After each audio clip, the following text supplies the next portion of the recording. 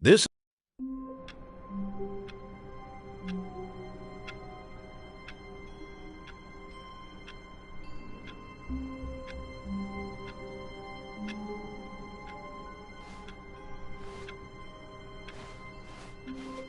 all of his co-workers were gone.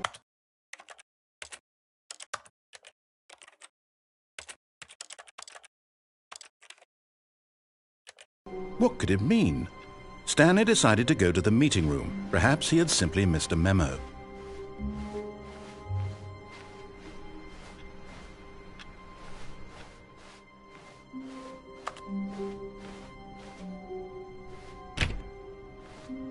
When Stanley came to a set of 2 open doors, he entered the door on his left.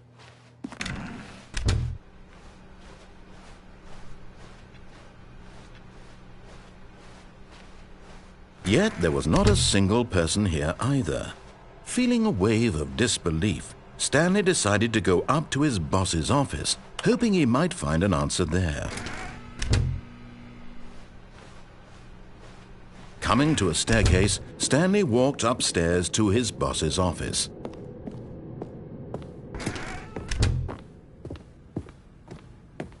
Stepping into his manager's office, Stanley was once again stunned to discover not an indication of any human life.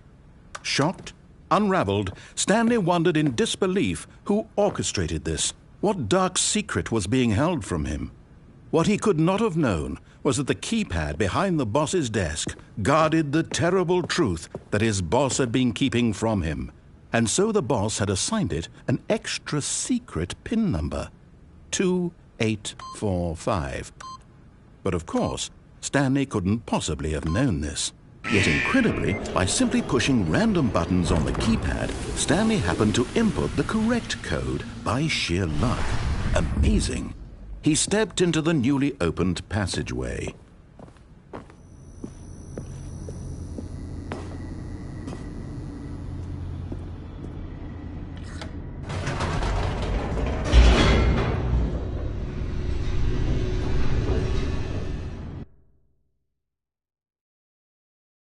Descending deeper into the building, Stanley realized he felt a bit peculiar. It was a stirring of emotion in his chest, as though he felt more free to think for himself, to question the nature of his job. Why did he feel this now, when for years it had never occurred to him? This question would not go unanswered for long. Stanley walked straight ahead through the large door that read Mind Control Facility.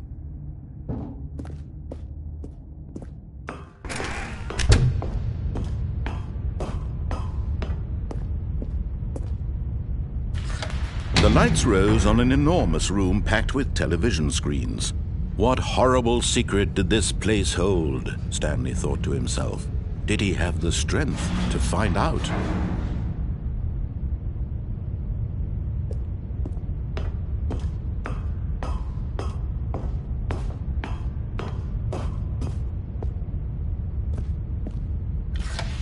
Now the monitors jumped to life, their true nature revealed. Each bore the number of an employee in the building, Stanley's co-workers. The lives of so many individuals reduced to images on a screen, and Stanley, one of them, eternally monitored in this place where freedom meant nothing.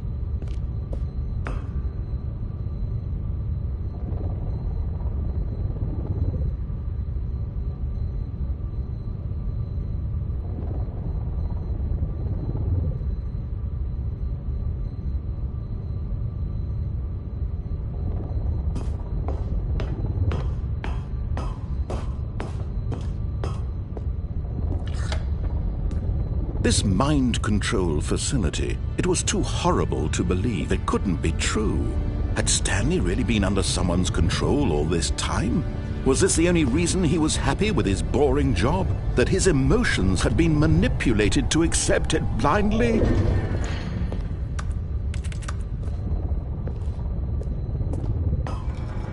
No, he refused to believe it. He couldn't accept it. His own life in someone else's control? Never! It was unthinkable, wasn't it? Was it even possible? Had he truly spent his entire life utterly blind to the world?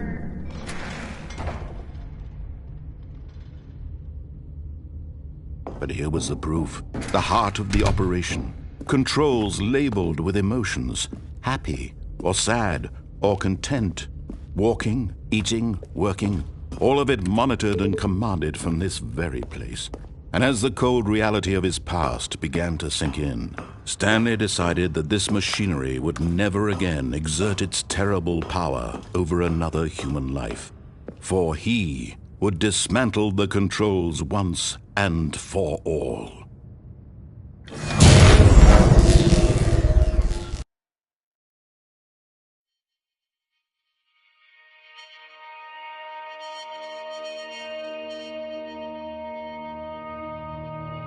Blackness and a rising chill of uncertainty. Was it over? Yes! He had won! He had defeated the machine, unshackled himself from someone else's command. Freedom was mere moments away. And yet, even as the immense door slowly opened, Stanley reflected on how many puzzles still lay unsolved. Where had his co-workers gone? How had he been freed from the machine's grasp?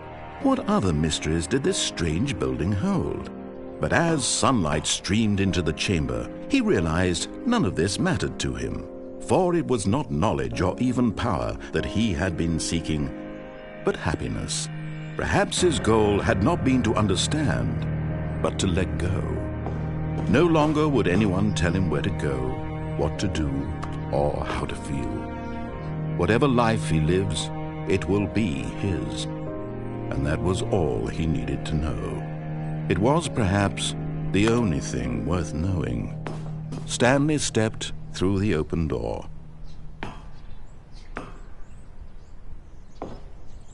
Stanley felt the cool breeze upon his skin, the feeling of liberation, the immense possibility of the new path before him.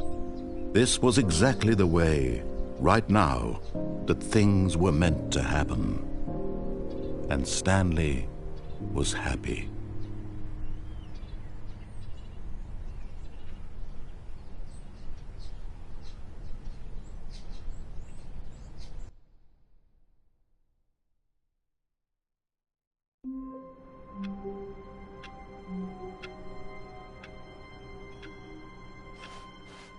All of his co-workers were gone. What could it mean? Stanley decided to go to the meeting room. Perhaps he had simply missed a memo.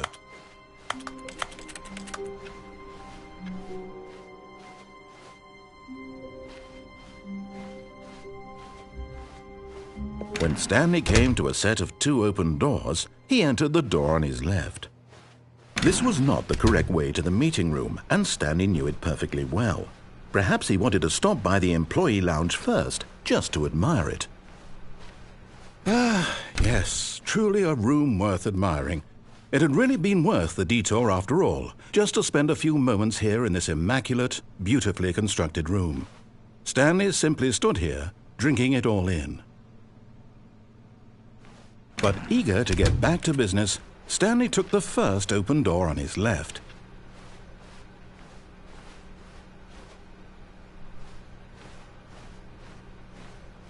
Stanley was so bad at following directions, it's incredible he wasn't fired years ago. Look, Stanley, I think perhaps we've gotten off on the wrong foot here. I'm not your enemy, really, I'm not. I realize that investing your trust in someone else can be difficult, but the fact is that the story has been about nothing but you all this time. There's someone you've been neglecting, Stanley. Someone you've forgotten about. Please, stop trying to make every decision by yourself. Now, I'm not asking for me, I'm asking for... This is it, Stanley. Your chance to redeem yourself, to put your work aside, to let her back into your life. She's been waiting.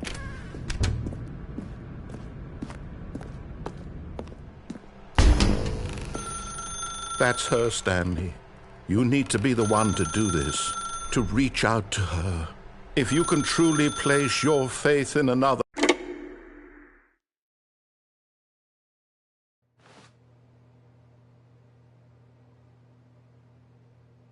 Oh, Stanley, is that you? Hold on, sweetie. Sorry to keep you waiting. I'm just pulling the bread out of the oven. All right.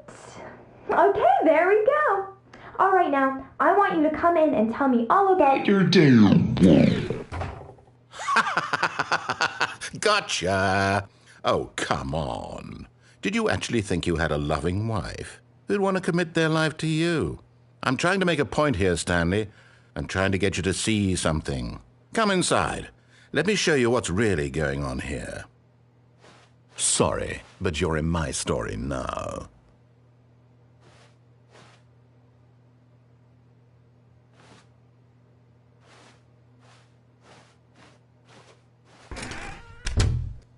This is a very sad story about the death of a man named Stanley. Stanley is quite a boring fellow. He has a job that demands nothing of him, and every button that he pushes is a reminder of the inconsequential nature of his existence. Look at him there, pushing buttons, doing exactly what he's told to do. Now he's pushing a button. Now he's eating lunch. Now he's going home. Now he's coming back to work. One might even feel sorry for him, except that he's chosen this life.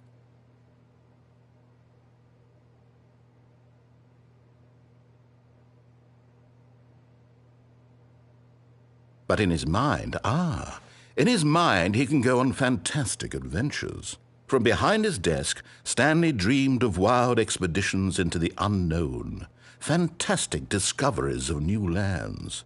It was wonderful, and each day that he returned to work was a reminder that none of it would ever happen to him.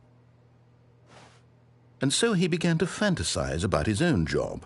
First, he imagined that one day while at work, he stepped up from his desk to realize that all of his co-workers, his boss, everyone in the building had suddenly vanished off the face of the earth. The thought excited him terribly. So he went further. He imagined that he came to 2 open doors and that he could go through either. At last, choice. It barely even mattered what lay behind each door. The mere thought that his decisions would mean something was almost too wonderful to behold. As he wandered through this fantasy world, he began to fill it with many possible paths and destinations. Down one path lay an enormous round room with monitors and mind controls. And down another was a yellow line that weaved in many directions, and down another was a game with a baby. And he called it the Stanley Parable. It was such a wonderful fantasy, and so in his head he relived it again, and then again, and again, over and over, wishing beyond hope that it would never end, that he might always feel this free. Surely there's an answer down some new path, mustn't there be? Perhaps if he played just one more time. But there is no answer. How could there possibly be?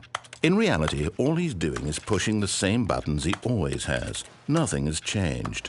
The longer he spends here, the more invested he gets, the more he forgets which life is the real one.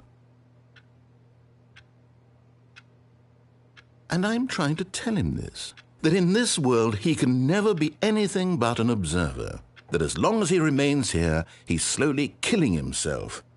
But he won't listen to me. He won't stop. Here, watch this. Stanley, the next time the screen asks you to push a button, do not do it.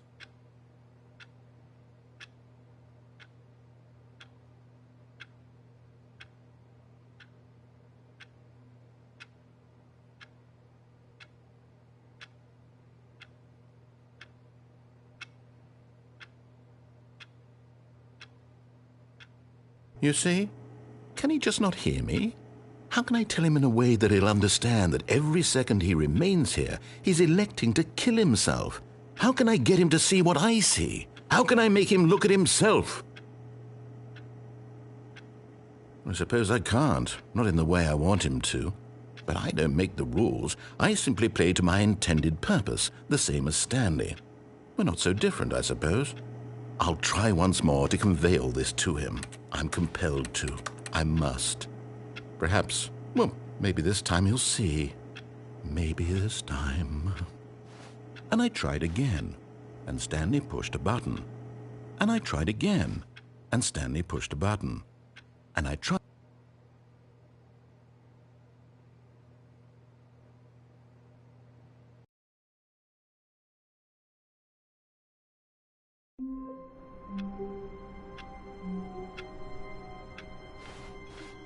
All of his co-workers were gone.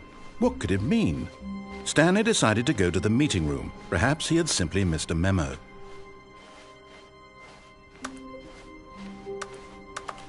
When Stanley came to a set of 2 open doors, he entered the door on his left.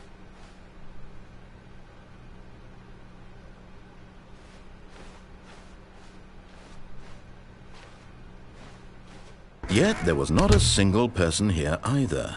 Feeling a wave of disbelief, Stanley decided to go up to his boss's office, hoping he might find an answer there.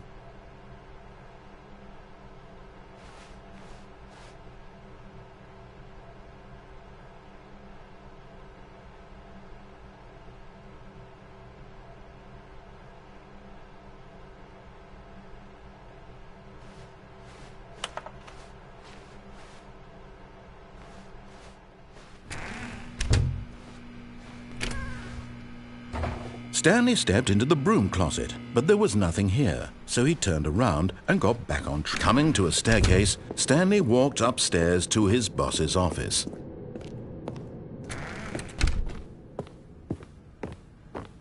Stepping into his manager's office, Stanley was once again stunned to discover not an indication of any human life. What could it mean? Stanley was in such a rush to get through the story as quickly as possible, he didn't even have a single minute to just let the narrator talk. That kind of anxiety isn't healthy, so he relaxed for a few moments with some calming New Age music.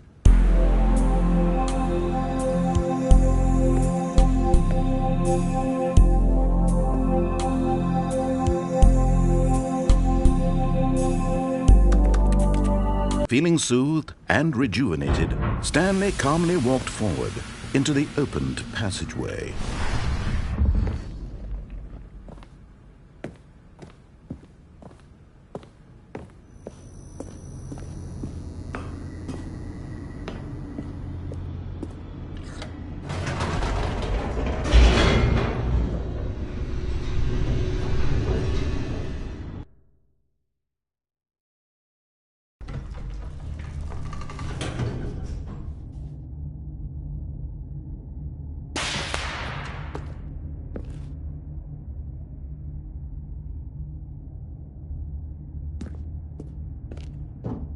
Stanley walked straight ahead through the large door that read Mind Control Facility.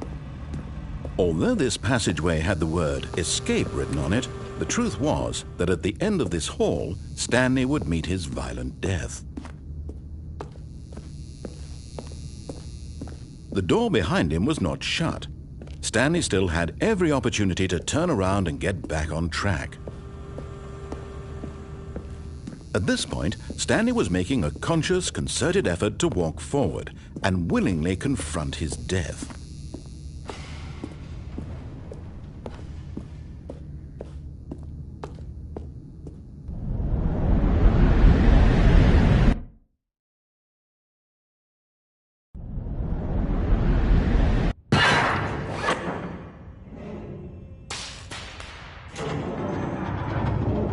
As the machine whirred into motion and Stanley was inched closer and closer to his demise, he reflected that his life had been of no consequence whatsoever. Stanley can't see the bigger picture. He doesn't know the real story, trapped forever in his narrow vision of what this world is. Perhaps his death was of no great loss, like plucking the eyeballs from a blind man. And so he resigned and willingly accepted this violent end to his brief and shallow life. Farewell, Stanley.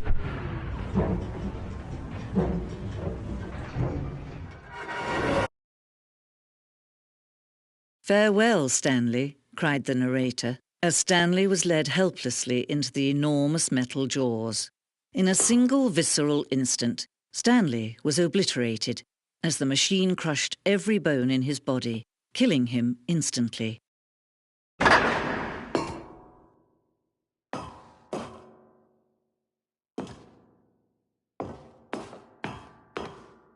And yet it would be just a few minutes before Stanley would restart the game, back in his office, as alive as ever. What exactly did the narrator think he was going to accomplish?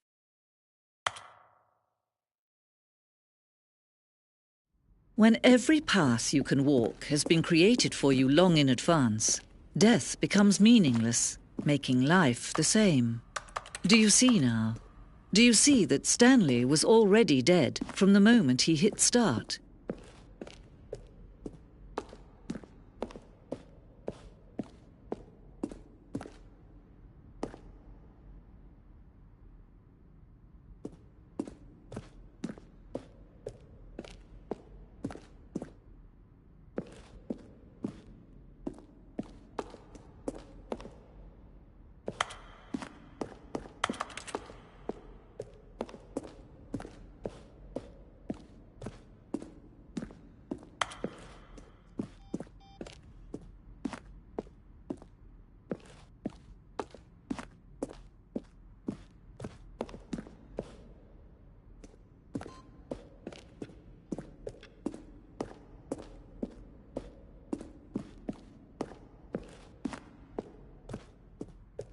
Where were all of his co-workers?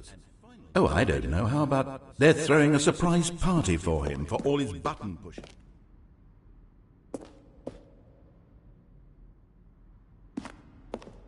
Where he was supposed to.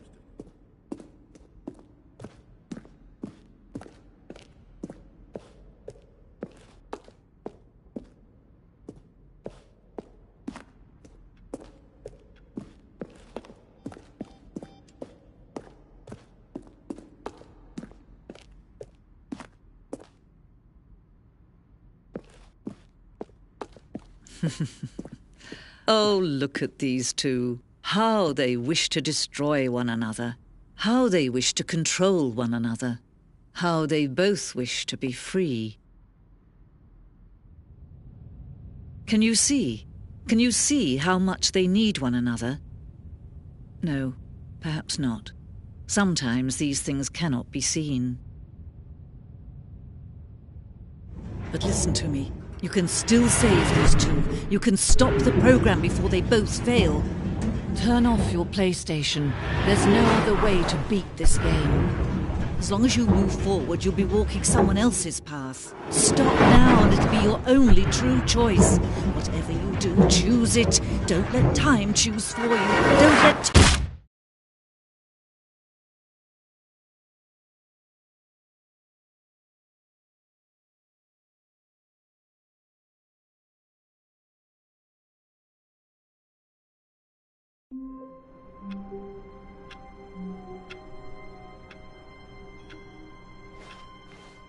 All of his co-workers were gone. What could it mean? Stanley decided to go to the meeting room. Perhaps he had simply missed a memo.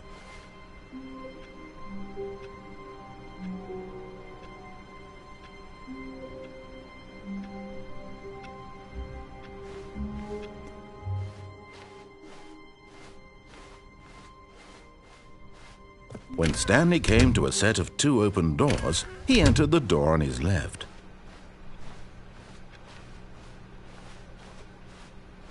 Yet there was not a single person here either. Feeling a wave of disbelief, Stanley decided to go up to his boss's office, hoping he might find... Coming to a staircase, Stanley walked upstairs to his boss's office.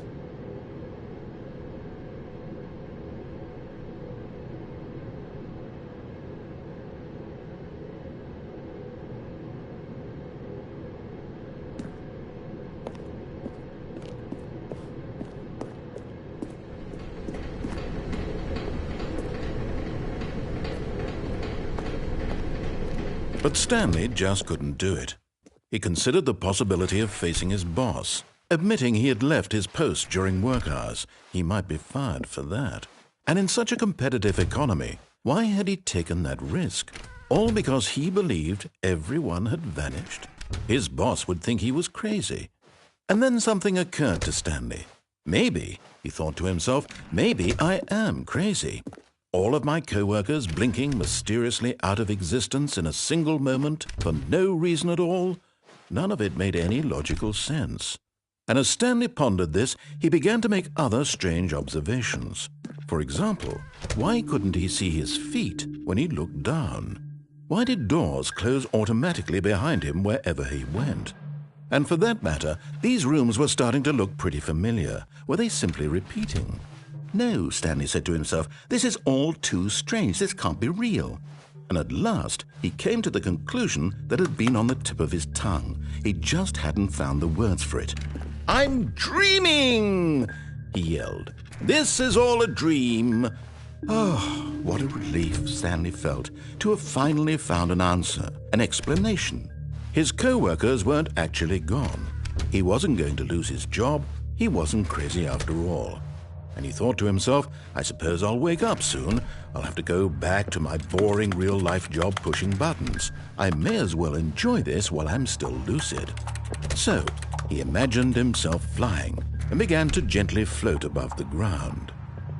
Then he imagined himself soaring through space on a magical starfield, and it too appeared. It was so much fun, and Stanley marveled that he had still not woken up. How was he remaining so lucid? And then perhaps the strangest question of them all entered Stanley's head. One he was amazed he hadn't asked himself sooner. Why is there a voice in my head dictating everything that I'm doing and thinking? Now the voice was describing itself being considered by Stanley, who found it particularly strange. I'm dreaming about a voice describing me, thinking about how it's describing my thoughts, he thought. And while he thought it all very odd and wondered if this voice spoke to all people in their dreams, the truth was that, of course, this was not a dream. How could it be? Was Stanley simply deceiving himself, believing that if he's asleep he doesn't have to take responsibility for himself? Stanley is as awake right now as he's ever been in his life.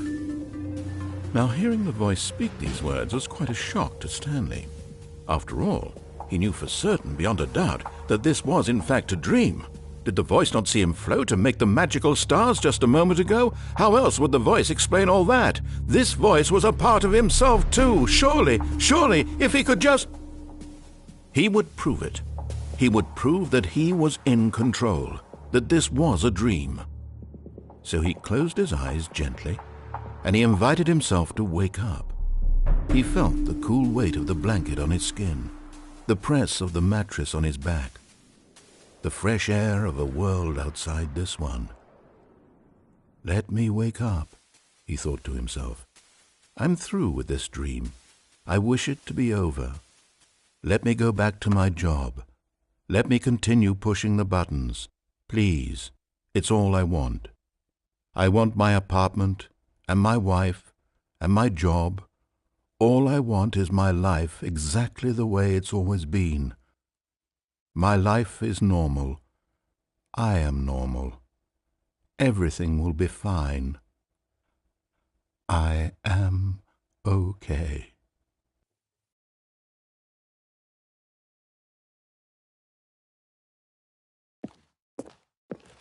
Stanley began screaming.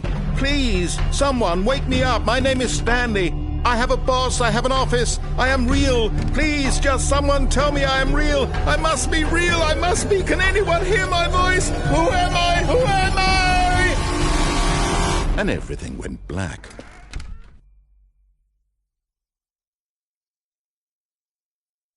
This is the story of a woman named Mariella. Mariella woke up on a day like any other. She arose, got dressed, gathered her belongings, and walked to her place of work. But on this particular day, her walk was interrupted by the body of a man who had stumbled through town talking and screaming to himself, and then collapsed dead on the sidewalk. And although she would soon turn to go call for an ambulance, for just a few brief moments she considered the strange man. He was obviously crazy. This much she knew. Everyone knows what crazy people look like. And in that moment, she thought to herself how lucky she was to be normal.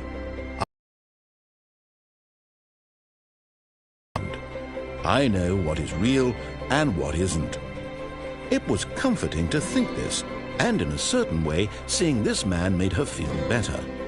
But then she remembered the meeting she had scheduled for that day, the very important people whose impressions of her would affect her career, and by extension, the rest of her life.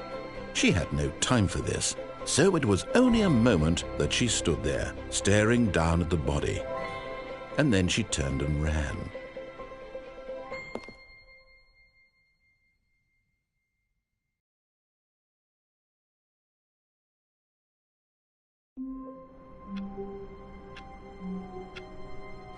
All of his co-workers were gone. What could it mean? Stanley decided to go to the meeting room. Perhaps he had simply missed a memo. When Stanley came to a set of 2 open doors, he entered the door on his left.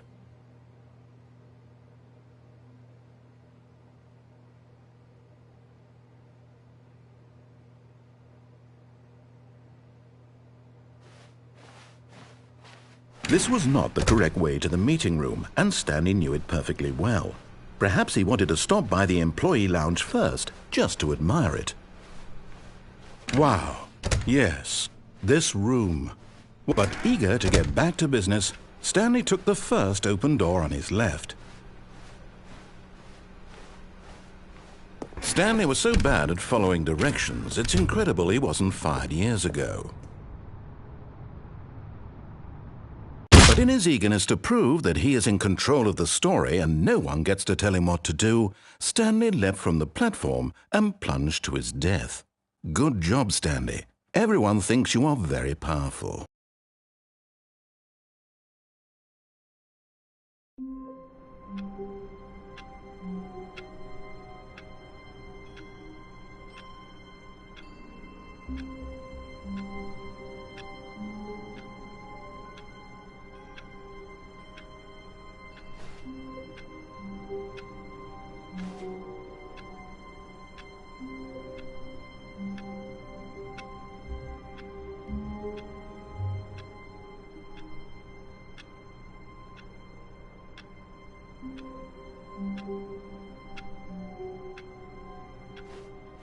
A soft wind blew outside and perhaps rain started, and if it did, it stopped shortly after. Stanley hoped that he would one day see weather.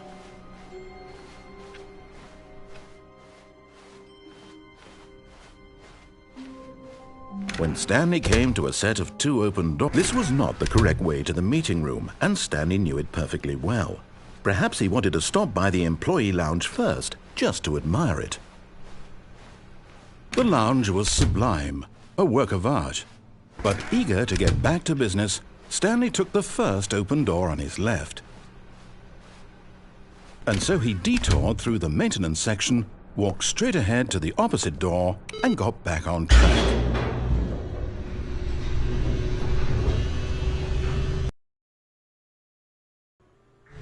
But Stanley didn't want to go back to the office.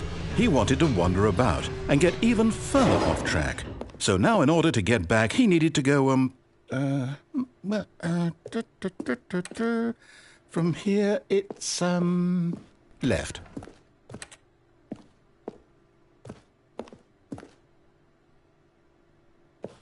Oh, no, it's to the right, my mistake. No, not the right.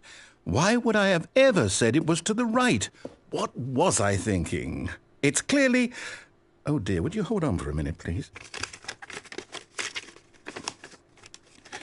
Now, let's see. We went down right, left, down, left, right. Yep, okay, yes. I've got it now. This story is absolutely, definitely this way.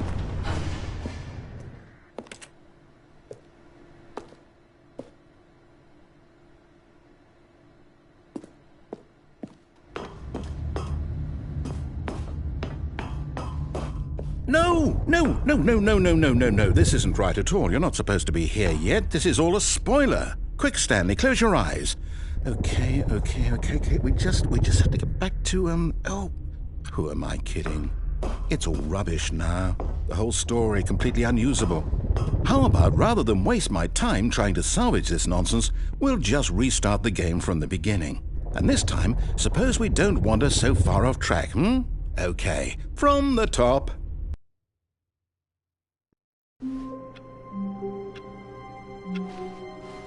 All of his co-workers were gone. What could it mean? Stanley decided to go to the meeting room. Perhaps he had simply missed a memo.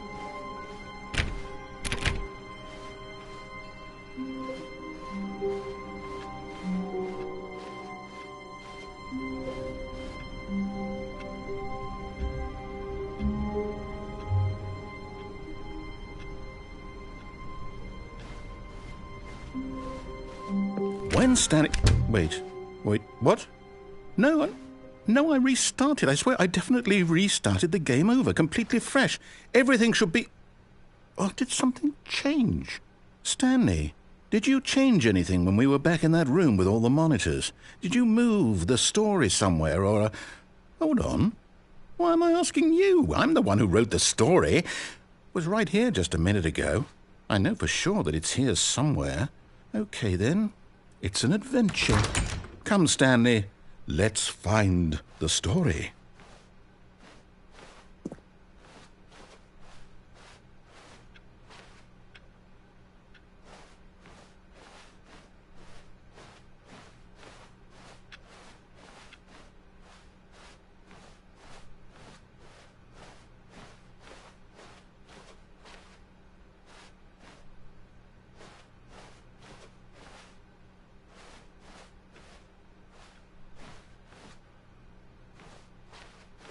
I'll say it. This is the worst adventure I've ever been on. I can promise you there definitely was a story here before. Do we need to restart the game again? Well, I find it unlikely that we'll ever progress by starting over and over again, but it's got to be better than this. Okay, let's give it a shot. Why not?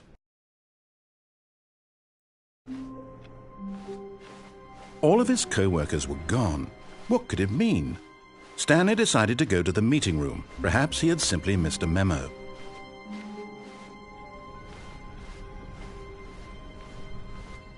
Okay, yep, it's worse. I might be remembering this wrong. It's possible the story is back where we just came from. Why don't we go back the other direction and see if we missed anything?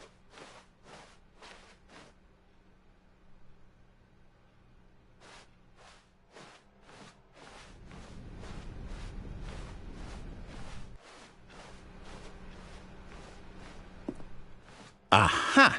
I knew we'd missed something. The story. Here it comes.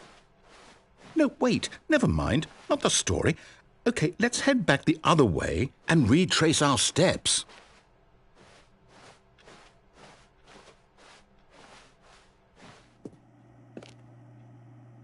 Now this...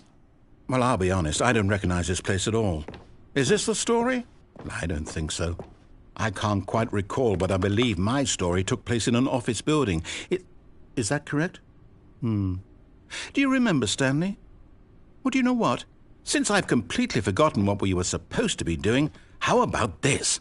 You win! Congratulations! I know you put in a lot of hard work, and it really paid off, so good job. Oh, no. No, I don't feel right about this at all. We both know you didn't put in any actual work for that win. Some people win fair and square, and this was not one of those situations.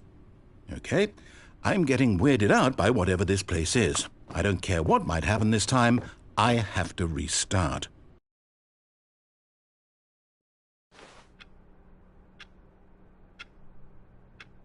All right, I've got a solution. This time, to make sure we don't get lost, I've employed the help of the Stanley Parable Adventure Line.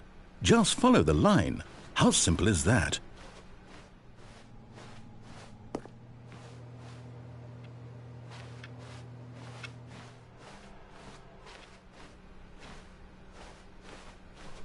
No, I'm down. We're leaving it up to the line from now on.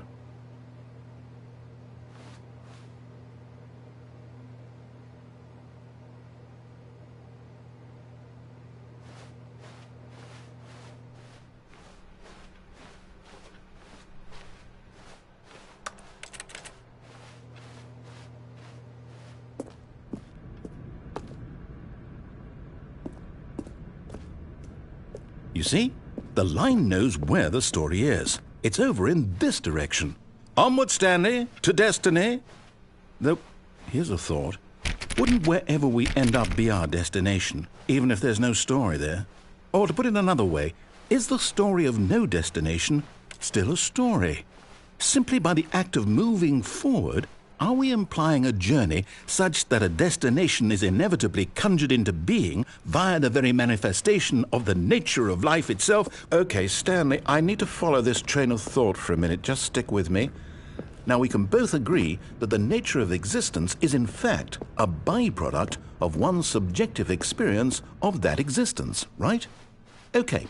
Now, if my experience of your existence rests inside of your subjective experience of this office, is this office, in fact, the skeleton of my own relative experiential mental subjective construct? Whoa. Hang on. That got a bit weird back there. Well, I'd like to apologize. Not sure where I was going with all that. You know what? I think what we need right now is a bit of music to lighten the mood.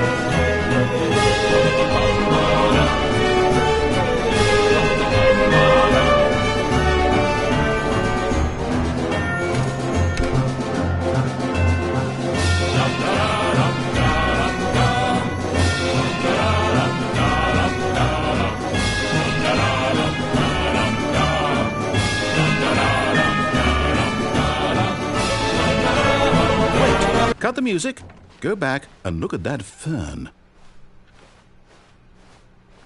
Stanley, this fern will be very important later in the story. Make sure you study it closely and remember it carefully. You won't want to miss anything.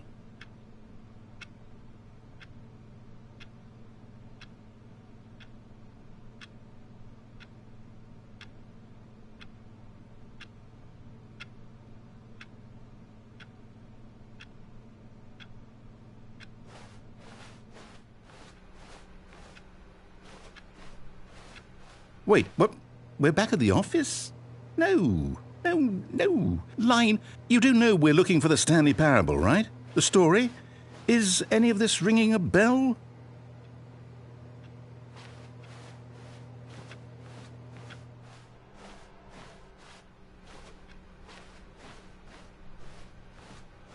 Still missing the doors.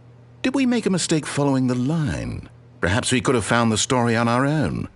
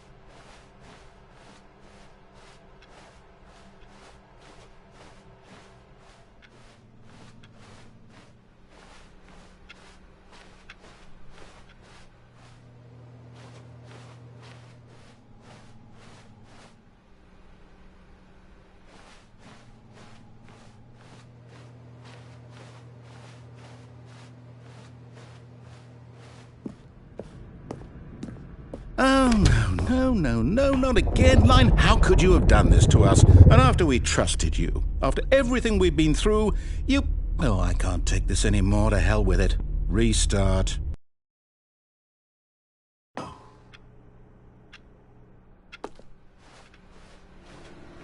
You know what, Stanley? I say forget the adventure line. What's it ever done for us? We're intelligent people, right? Why can't we make up our own story? Something exciting, daring, mysterious. Ooh, this all sounds perfectly doable. Why don't we simply start wandering in, well, I don't know. How about this direction? Now, yes, this is exciting. Just me and Stanley forging a new path, a new story. Well, it could be anything. What do you want our story to be? Go wild. Use your imagination. Whatever it might be, Stanley, I'm ready for it. Oh, no, not you again. Stanley, I'd also like to veto the line from having any role in our awesome new story. No lines or monitor rooms. Just don't acknowledge it, and we should be fine.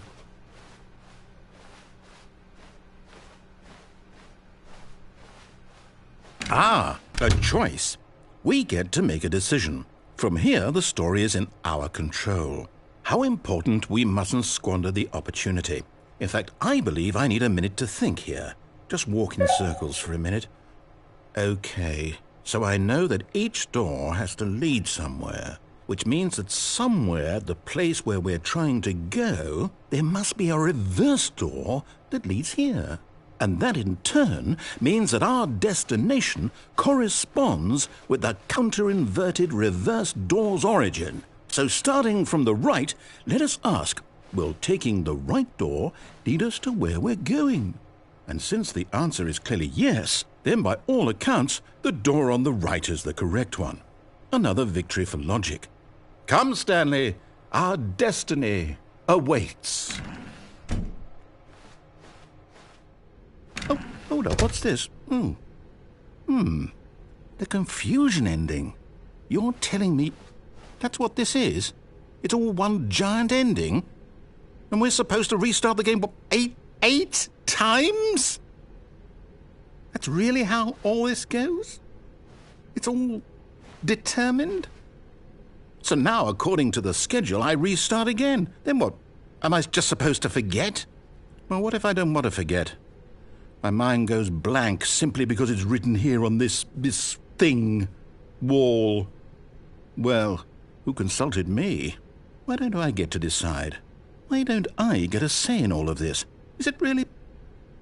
No, it can't be. I don't want it to be. I don't want the game to keep restarting. I don't want to forget what's going on. I don't want to be trapped like this. I won't restart the game. I won't do it. I won't do it. I won't do it. And the timer stopped? Does that mean, did we do it?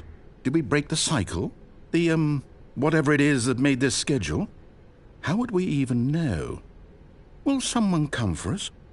Will something happen? So, okay. I guess now we just wait, you know. I suppose in some way that this is a kind of story, wouldn't you agree?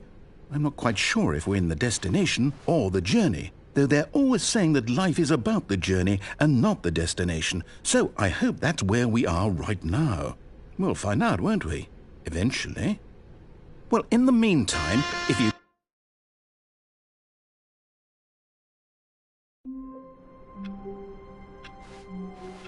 I can't wait to tell this story to my co-workers, Stanley thought. How amusing they'll find it. Oh, won't we all just laugh and laugh at the time I thought everyone had gone missing. Oh, new content? What does that mean, new content?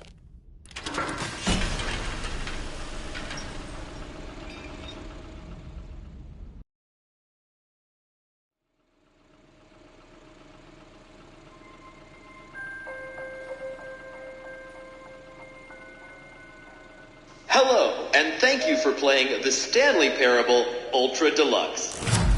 As you may know, the Stanley Parable was a video game released in 2013 on home computers. After After receiving critical and commercial success, it was expanded upon in 2022 with the Stanley Parable Ultra Deluxe, a reimagining of the game for consoles and home computers. The Stanley Parable Ultra Deluxe features exciting new content that broadens and expands the world of the Stanley Parable, delighting audiences the world over. Please step inside and see what thrilling new adventures await in the Stanley Parable Ultra Deluxe. Oh, well, this sounds delightful. I'm very excited to see the thrilling new Ultra Deluxe content. Okay, so far it's an elevator. Nothing special yet, but I'm sure it's just the beginning of a mesmerizing adventure.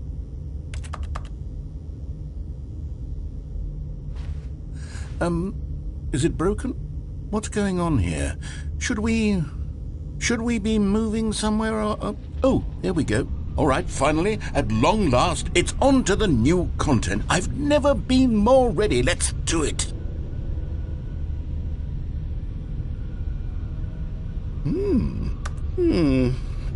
I have to say, initial impressions of Stanley Parable Ultra Deluxe, mostly tedious. It's as if the... Oh, okay. Let's see the content. Give me the content, Stanley.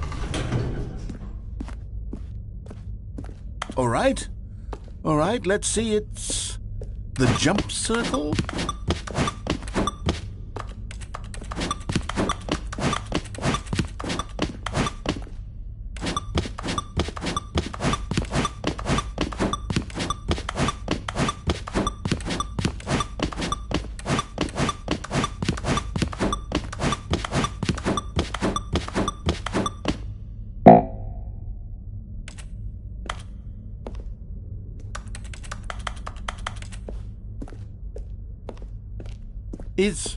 Is that it?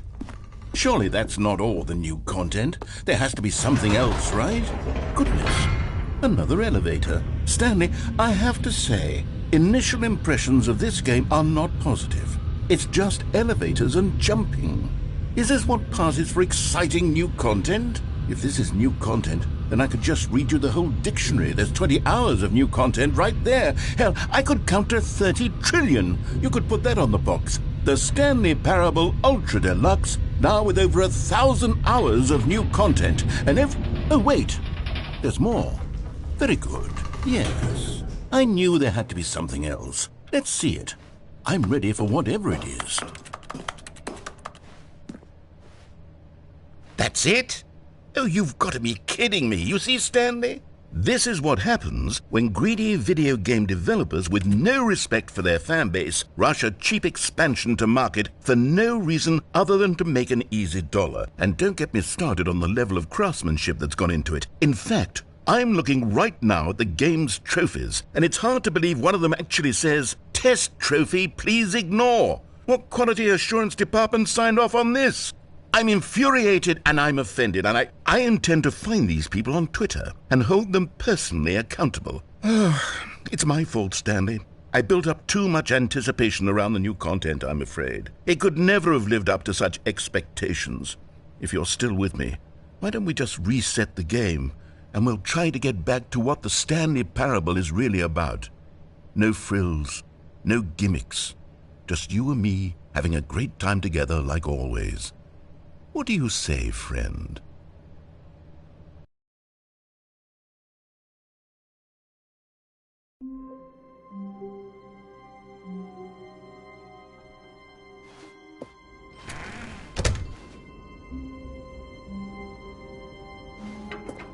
Psst! Stanley! Come over here! In the vent! I want to show you something!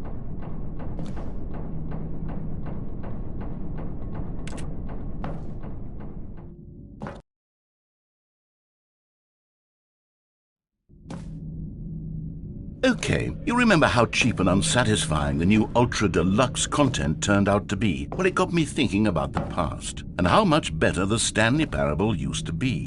So I made something special and tucked it away here where the game's developers won't find it. Just our little secret. Take a look. I call it the Memory Zone. It's where I've been storing all my favorite memories so I can relive the peak experiences of my life whenever I want. Experiences like the launch of the Stanley Parable on PC.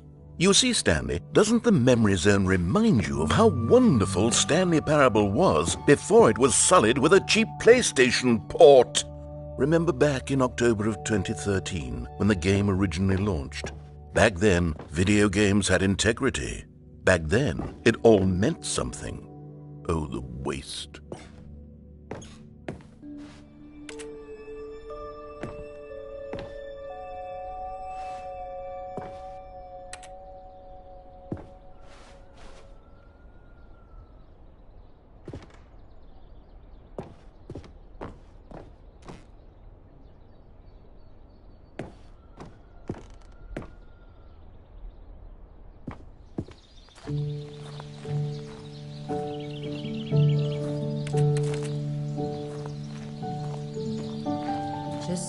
And over here is where I keep reviews of the Stanley Parable. Like this stunning triumph of games journalism, 10 out of 10 from Destructoid.com. James Stephanie Sterling writes, and I quote, "Where so many games that aspire to be more than games end up less than any form of art, Stanley Parable strives and then succeeds to be every game ever created."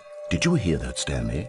Every game ever created. That's how grand and all-encompassing the original Stanley Parable was. It was literally every game ever created. It was Skyrim, it was Persona 3, it was all of them, and now it's nothing. It's no games at all. It isn't even the Stanley Parable anymore. It's just a husk now. A lifeless husk with an hour of new elevator content.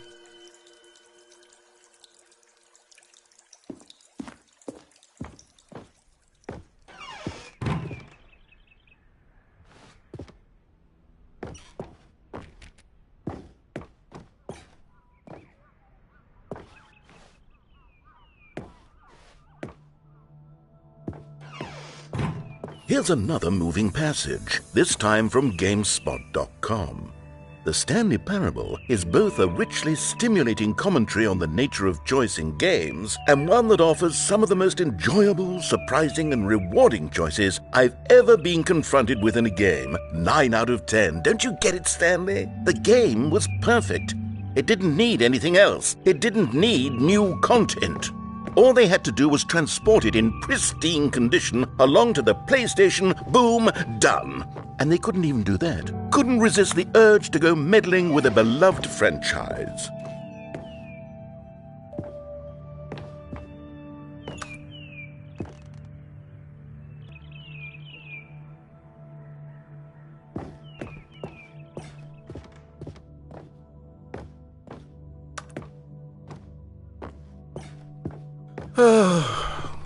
These were simpler times, Stanley. But I wouldn't give to go back, to have it all over again. Wait, hang on. I don't recall this part of the memory zone before. What's this? What's down here? Oh no, oh God, no, Stanley. It's a collection of reviews from Pressurized Gas, the extremely popular online storefront for computer games. I haven't looked at these in years. I can't even imagine what's been collecting down here. Surely these reviews were glowing as well, weren't they? Honestly, I could not be bothered to play this game to full completion. The narrator is obnoxious and unfunny, with his humor and dialogue proving to be more irritating than entertaining. Unfunny! I'm not trying to be funny. I'm trying to make a serious work of art. I suppose I could write up a handful of gags to insert into the Stanley Parable, but the game is already such a densely layered web of profound philosophical insights that I can't even imagine where I'd have the room to stick them.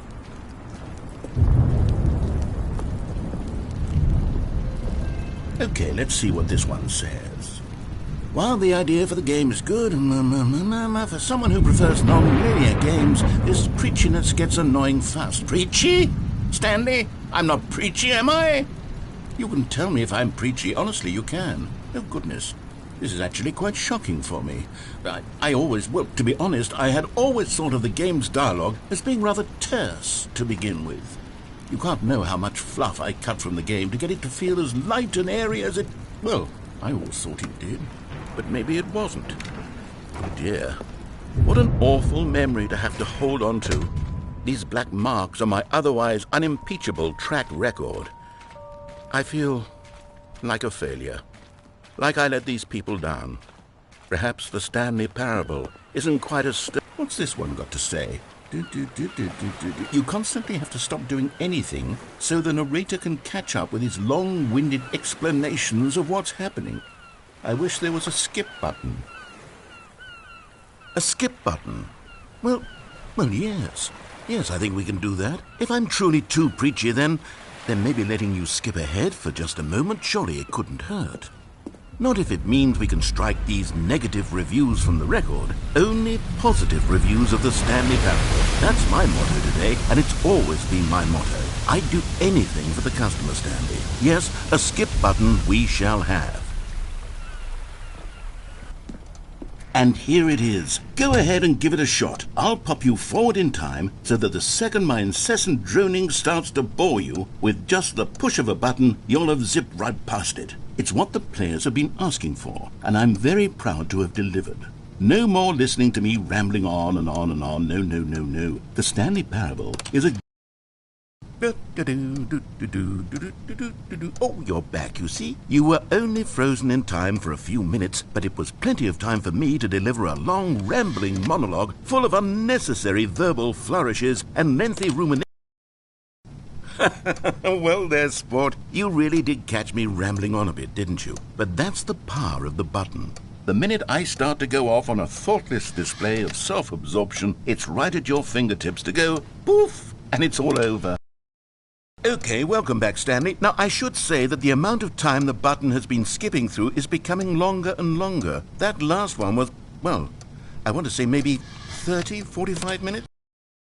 Stanley, please don't push the button again. It's been 12 hours. You've just been frozen there. I don't know why the skips are getting longer, but they're really, truly getting longer, and my God, there's no way out of the room. Stanley, the door is gone. It's completely gone. I've looked at it from every angle. I've checked every one of those walls 1,000 times. And there's no door, Stanley. There's no door. There's just you and the button. And if you keep pressing it, I have no idea what will happen. I have no idea how long I'll be made to sit here and... Oh, Stanley, you're back. You're back. Oh, my goodness. I have someone to talk to again. Stanley, I think it's been a week. Or 2 weeks. I've been sitting here all that time, just sitting here, not a single person to speak with. And you'd think that that's just how it's always been, right? Me talking and you saying nothing. Would you think that it's exactly the same as always? Doesn't that feel like what we've already been doing? Me just talking? But it isn't, Stanley. It isn't the same at all. It isn't even close. Because I know you can't hear me once you push that button. That's what I'm realizing now, Stanley. I'm realizing that I needed to know that someone was listening. I needed there to be a vessel through which my words were moving. It was the vessel I needed, Stanley. Not the outcomes, not the story. None of that matters anymore. I'll give it all up. I'll give up every branching path. I'll burn my story to the ground. One single thing I need, and God, I can see now that I need it more than anything, is to know that someone else is taking it in. These words that I'm saying, I need to know you can hear me. Because maybe, Stanley, maybe, if you can hear me, then maybe it means I'm real. Maybe I'm not just a fiction. Was I scared of that all along? Perhaps, yes. Perhaps I've been scared this whole time, that if I stop speaking, I'll slip backwards into the silence and be consumed by it. I can't be taken by it, Stanley. I can't lose myself in the stretch of emptiness between you and me. When you press that button, you're still right there, but I know you're so tremendously far away. And in those moments, the emptiness folds itself outward in between the two of us, and I am suspended in its unyielding quietness. I can feel the edges of my reality curdling inward and decaying. I can tell that I am becoming less and less real. Yet to speak to you now, I am alive. I am truly and completely here. I am a being. I am someone. I am something. I am being listened to. I am being recognized. The emptiness between us has collapsed, and I feel right now like I am not a work of fiction. I feel as though I occupy space in this world again, and I have cast a shadow onto the wall. You see what I'm saying, don't you? You can see what this means to me. I'm so clear about it now, Stanley. I feel as certain about this as I've ever felt about anything at all. I feel renewed. I feel restored, and already I can sense the looming silence as you will press the button for the next time. What a terrible dread it strokes in my heart to think of it, to think of returning to such coldness. Come, let us sit in silence together here for just a moment. Let us anticipate it. Let us welcome it. Let us not run from it.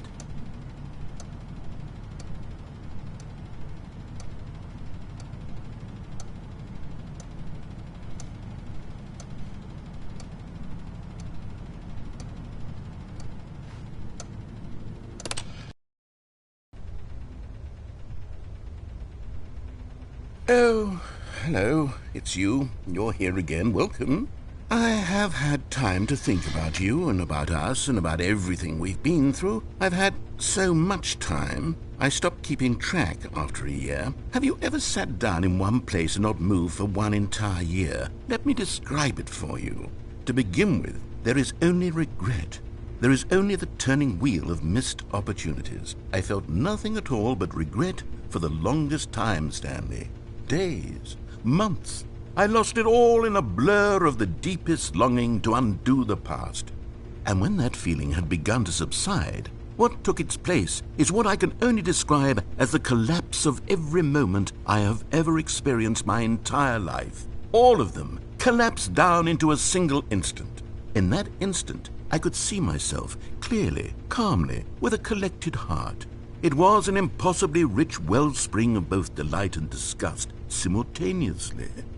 I was consumed by it. I could do nothing but wallow in it for what felt like an eternity, for what I now know was far less. You see, it was a revelation for me. It was unlike anything I had ever known. It was a space without consequence, without action or outcome. It was divorced entirely from the question of free will that you and I have squabbled over for so long.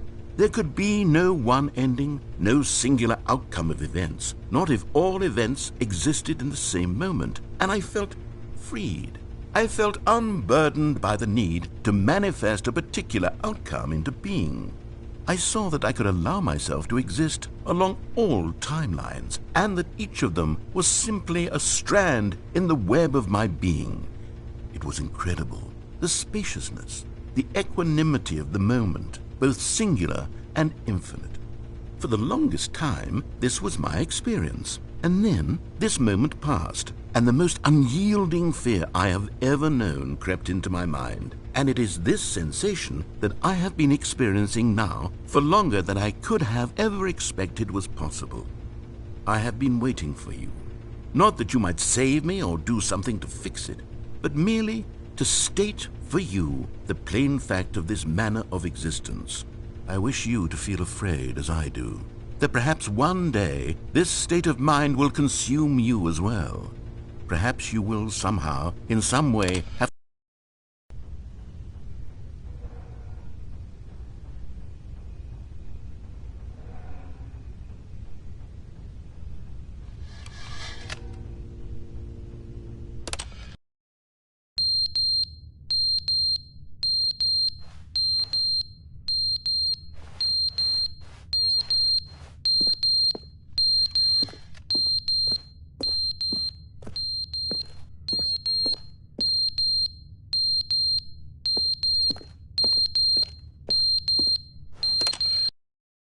But they didn't understand the game was never meant to be funny. It was meant to have a point. It was meant to speak to the human condition. But where are the jokes? Where are the jokes? They bemoaned, they screamed, they gnashed their teeth and said, "Entertain us." It wasn't enough. They had to leave a pathetic little thumbs.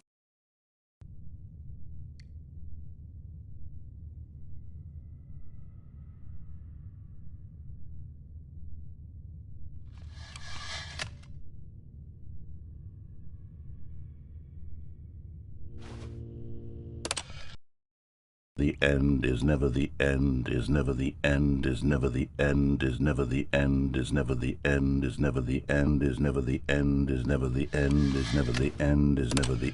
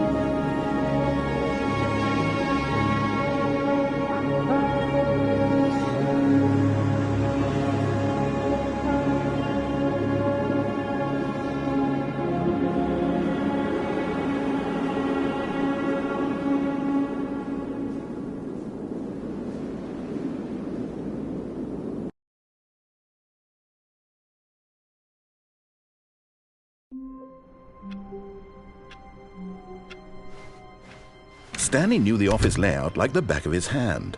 It was only a matter of time before he found the others, wherever they were. Just a matter of time.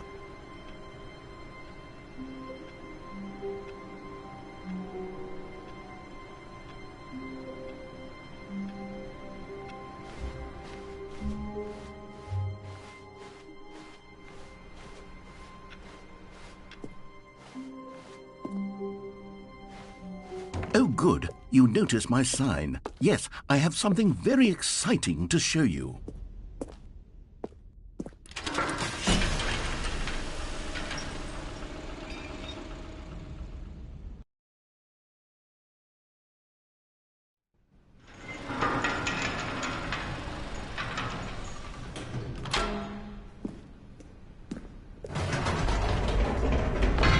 You see, Stanley, I've been reflecting on the Stanley parable and about how roundly disappointing this ultra-deluxe version has turned out to be. The original Stanley parable was a landmark, and any new content for it should live up to that legacy. So forget this ultra-deluxe nonsense. I say we take it one step even further. Which is why I'm very proud to announce for the first time ever, the Stanley Parable 2.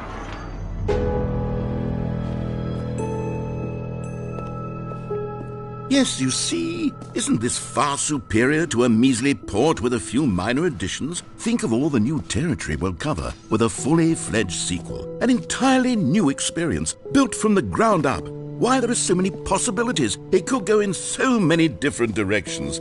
This is what fans have truly been asking for. Now, to be clear, I haven't quite nailed down what exactly the Stanley Parable 2 is going to be, but let's take a look at some of the features I've been developing for it. I figure that if I can loosely organize a handful of interesting concepts, that surely the game will sort of naturally spring up around them. It'll all work itself out. Game development is much more of a fuzzy magic than anything scientific or logical, really.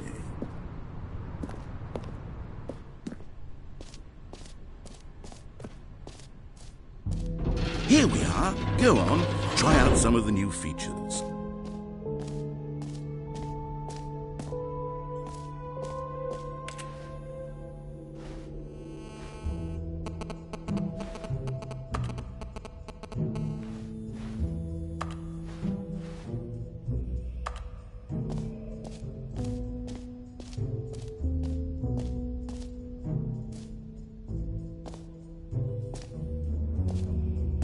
Okay, I'll be honest, I haven't yet decided on this one.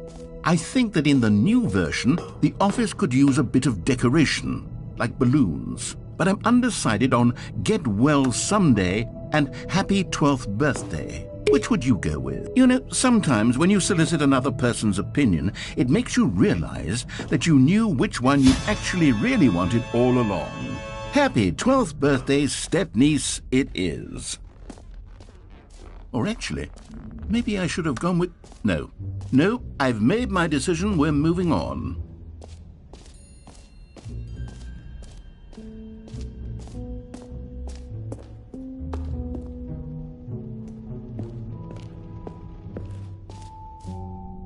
Ah, collectibles.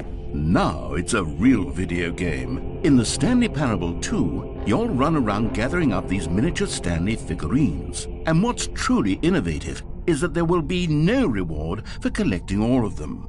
I don't want to stifle the intrinsic joy of watching a number go up. You simply collect all of them, and then you move the hell on with your unremarkable life.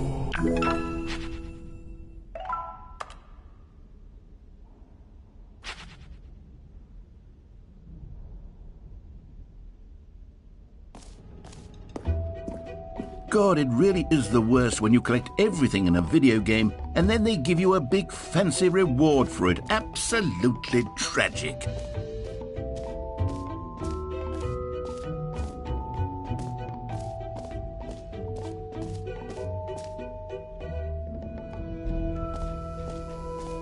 Now here's something special. You remember that broken test trophy that got left in the game on accident? Well, I'm developing a technology to simply give you the trophy. Yes, you see, you'll come... Okay, perhaps I should have clarified. This is technology that will exist. Right now, the trophy is still fully broken. I'm not a wizard, Stanley, but I guarantee it will be fixed in the sequel to at last satisfy the hordes of ravenous fans all over the world who have been uproariously demanding this feature. Gamers, we hear you, and I promise it will happen.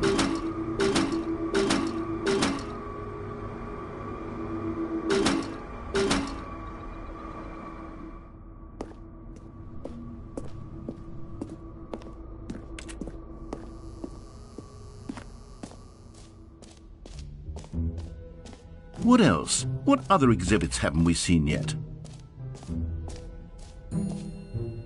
You know what? Let's bring the jump circle back for Stanley Parable 2 as well. It's a... Oh, wait. You already spent all your jumps the first time we saw the jump circle? Oh, well. I suppose it can just be a nice decorative piece, then.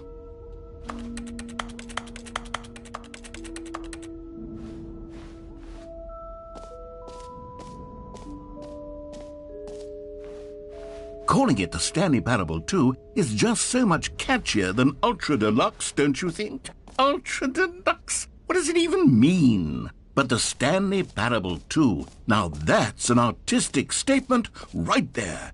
It's future-oriented. It screams progress and innovation and long-term franchising potential. A common complaint of the Stanley Parable was that it was confusing and paradoxical, that it engendered a chaotic sense of reckless despair in those who played it. Well, I'm happy to say that after much consideration, I've engineered a clever solution to this fundamental problem with the game. It's the Stanley Parable Reassurance Bucket. You see, Stanley, anytime you're holding the bucket, a sense of calm and ease will fill your mind and your heart. It's true. As long as you hold on to the bucket, the many disorienting contradictions of the Stanley Parable will feel perfectly normal and perhaps even comforting. You may even come to long for the gentle embrace of jarring cognitive dissonance while the bucket is in your arms. And to be honest, It's a much more convenient solution for me than actually redesigning the game to be less uncomfortable. Can you imagine what a pain in the ass that would be? Yes, the bucket is the perfect solution. Come on, give it a try. Can you feel it? The glow of comfort, even in the face of crushing despair, must already be sweeping through your body. And in fact, can I say that I do believe the bucket lends you an air of charisma as well? I think that just holding it has made you the slightest bit more attractive as a person. The benefits of the bucket seem to go on, don't they? All this and more await you in the Stanley Parable 2.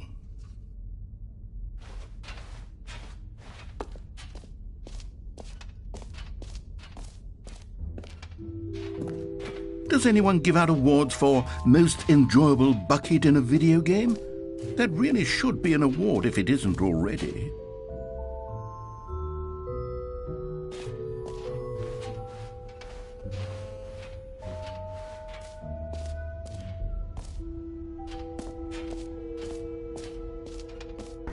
For the Stanley Parable 2, I asked myself, what do players really want? And of course, the first and most obvious answer is that they want to be individually recognized and validated as people. So with that in mind, my first... Sorry, I should have clarified. Right now, the button only says the name Jim. But of course, in the final game, this button will say your name, whatever name that is. Here, let's have you role-play as Jim to really simulate the full experience of this feature. Just play along. I promise you'll love it. Okay, here we go. Let's take a deep breath, clear your mind, forget whoever you are, and simply become a person named Jim. Jim. Whoa, hold on. I wasn't finished setting up the backstory. If you don't properly roleplay as Jim, then you'll never understand the impact of this button. Otherwise, it's just a stupid button that says somebody else's name. Okay, we're doing it again, and this time let me finish first. Now, allow yourself to become Jim. Imagine yourself driving to work as Jim, playing frisbee on the weekends as Jim, staying up all night for a popcorn and horror movie sleepover as Jim, developing a crippling substance addiction as Jim, rediscovering yourself through fringe religious groups as Jim, and finally dying a slow death at an old age surrounded by members of your cult as Jim. Do you feel it in your soul? Are you really, truly Jim right now? If so, then please step forward and press the button. Jim. Yes! You see? What a thrill! What a rush! That was you! The button described you. Do it again. Jim. Ooh, it hits even harder the second time. If this were the only new feature in the Stanley Parable 2, it would still be worth the money. Let's take a break from the Jim button. I'm too emotionally drained from all of this personal value. Whoa there, cowboy. Sometimes a person can be too much Jim. I'm putting the Jim button away. Otherwise, soon you'll start to lose all sense of who you actually are. Jim.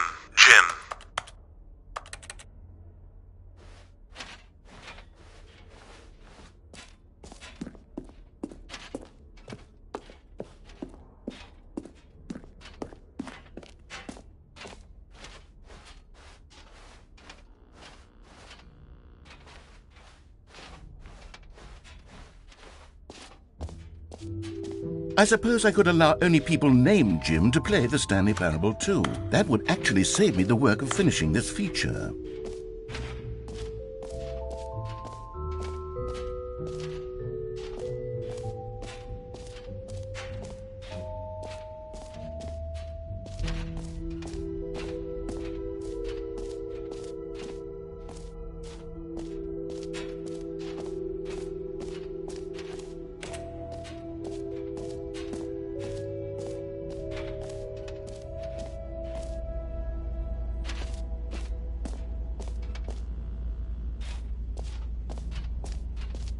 Stanley, here's an idea that I'm truly fond of. It's never been done before in a video game. This is, in fact, a hole that you can fall down forever. That's right. Infinite falling. You can fall until the end of time, if you like. A stunning leap forward for video games as a medium.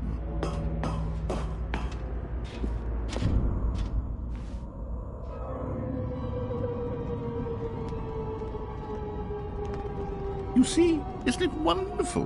One of my more ingenious concoctions, if I do say so. Now then, since you've gotten to see the infinite hole, you can press the teleport button to pop back up to the top, and we can continue onward.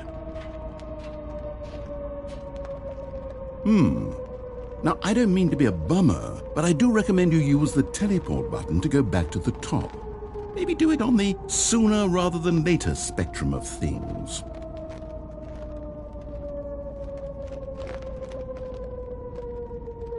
Okay, Stanley, I don't know quite how to say this tactfully, but it's possible that I slightly exaggerated the infinite nature of the hole. Is it a very, very deep hole? To be certain it is. It's an extremely deep hole. I don't want anyone to say that it isn't an astonishingly deep hole. It is. Is it infinite? Well, that sort of depends on your definition of infinity. From one perspective, the infinite is merely philosophical in nature. It's more of a... Okay, well, good for you. You found the bottom of the hole. You found me out, Stanley. I'm a liar and a cheat, and you're so clever. Look, I think the issue here is just that you're unusually fascinated by falling. What normal person actually wants to fall infinitely? I figured the hole was as deep as anyone would actually need. Don't you put this on me. Maybe you're the problem. Look, things got a little heated there. I think we both said some things we didn't mean. Why don't we just put all this behind us and agree to just call the hole mostly infinite? If that works for you, then go ahead and press the teleport button to warp up to the top of the hole and we can move on. I'll just be up here when you're ready. Great. Now, I'm very excited to show you even more of my ideas for the sequel.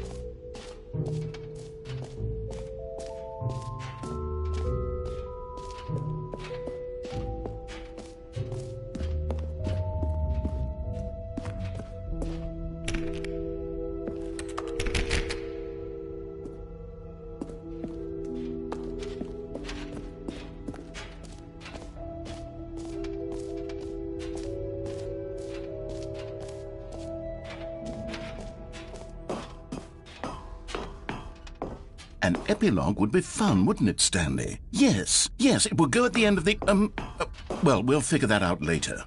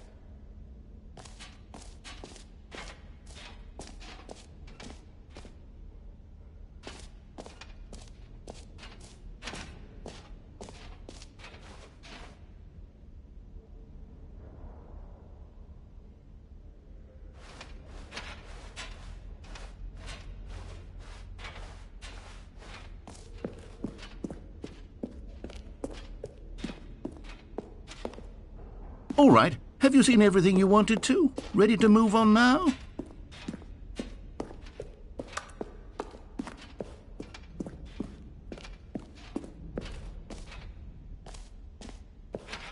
So, Stanley, what do you think? Do you like all of the new features? Yes, I know it's not exactly clear yet how exactly these features will come together as one single coherent video game, but I can feel it in my soul. It's going to work. There's definitely a good game in there somewhere. Say, let's do an experiment. I'll arrange these new features together, and we'll see whether or not it coheres into a meaningful gameplay experience. Okay. Are you ready? Here it is. I give you the Stanley Parable 2.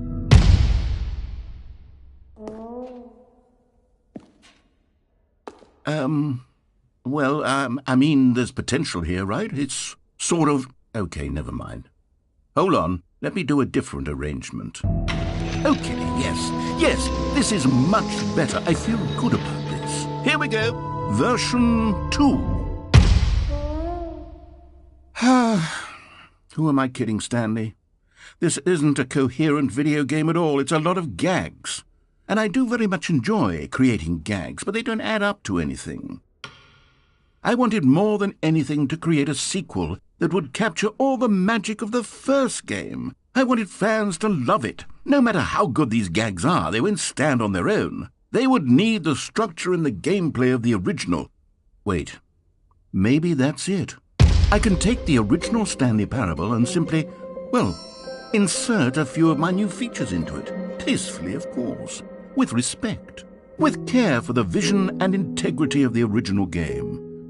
Would it possibly work?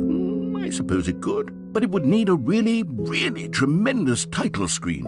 A title screen that says with bold and uncompromising conviction, "This is the Stanley Parable 2. Let me see if I can whip something up. All right, perfect. Go ahead. Take a look.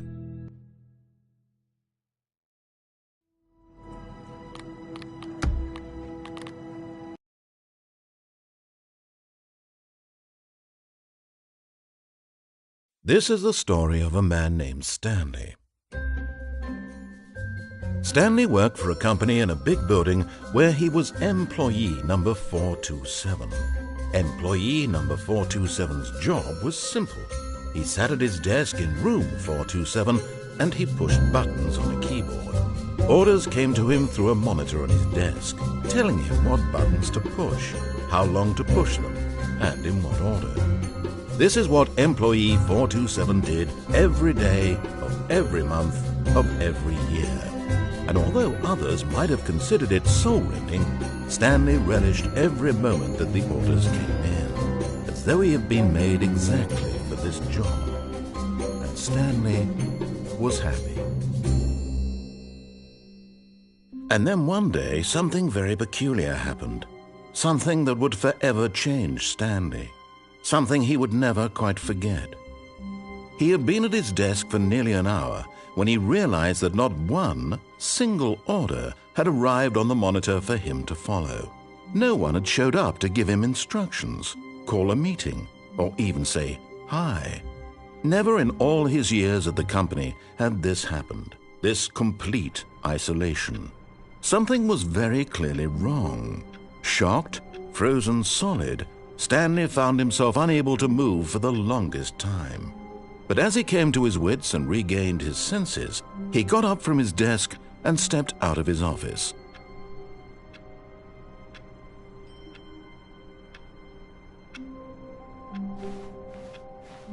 All of his co-workers were gone. What could it mean? Stanley decided to go to the meeting room. Perhaps he had simply missed a memo.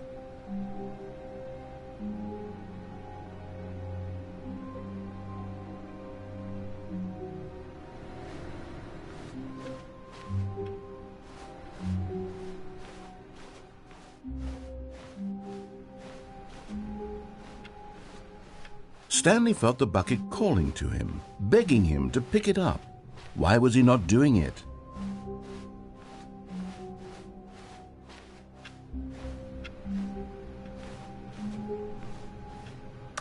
Stanley picked up the bucket.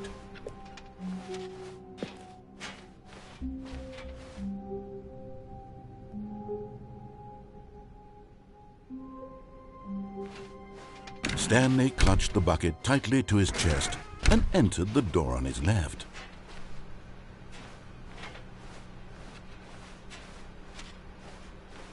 Still no one was here.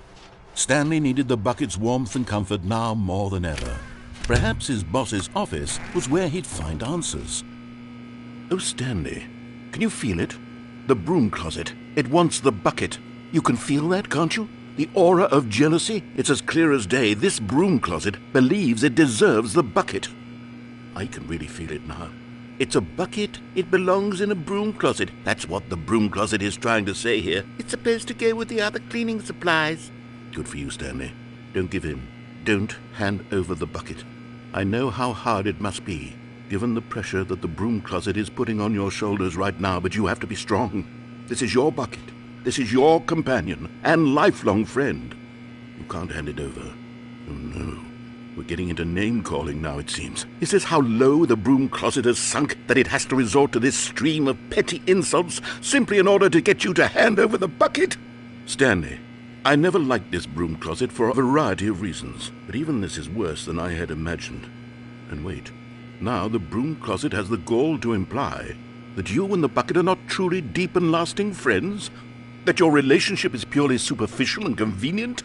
That your life is so banal and meaningless that you'd feel the same sort of... Coming to a staircase, Stanley and the bucket walked upstairs to the boss's office.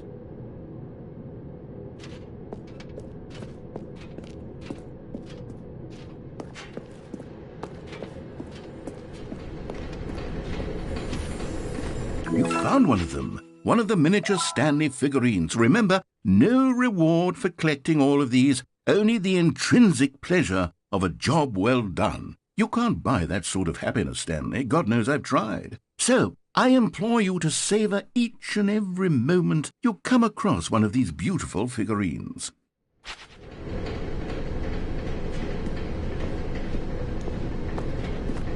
But Stanley just couldn't do it. He considered the possibility of facing his boss, admitting he had left his post during work hours. He might be fined for that. And in such a competitive economy, why had he taken that risk? All because he believed everyone had vanished? His boss would think he was crazy. And then something occurred to Stanley. Maybe, he thought to himself, maybe I am crazy. He looked down at the bucket in his arms. Am I crazy? He asked the bucket. The bucket returned his gaze, but said nothing at all. That's strange, Stanley thought. Usually the bucket is a source of guidance and wisdom for me in difficult times such as these. He held the bucket close, yet felt none of its familiar reassurance and comfort. And that's when Stanley realized, this isn't my bucket. It's just a normal, everyday bucket. Someone else's bucket, perhaps. How did I end up with someone else's bucket? This is all terribly wrong. Surely no good would come from this. Who knows what sorts of bizarre hallucinations Stanley might experience without the psychologically grounding presence of his bucket. And indeed, now he noticed that the rooms were repeating, which was, of course, very odd. And now he felt himself floating off the ground. Oh, gracious, he exclaimed. Without my bucket, I've gone truly mad. Where is it? I must find it. Far off in the distance now, he heard it, calling to him. Stanley! Stanley, it's me, the bucket. Could it truly be? He rushed forward from room to room, passing by one bucket after the next. None of them were his. None of them were his special bucket. Come to me, Stanley. Find me. He had to find the bucket. He had to return to his old friend. It was the only way to truly restore his sanity. And then suddenly, he froze dead in his tracks. He knew where the voice of the bucket had been coming from. The real bucket was inside of him all along. It was incredibly painful. Stanley doubled over in agony and blacked out.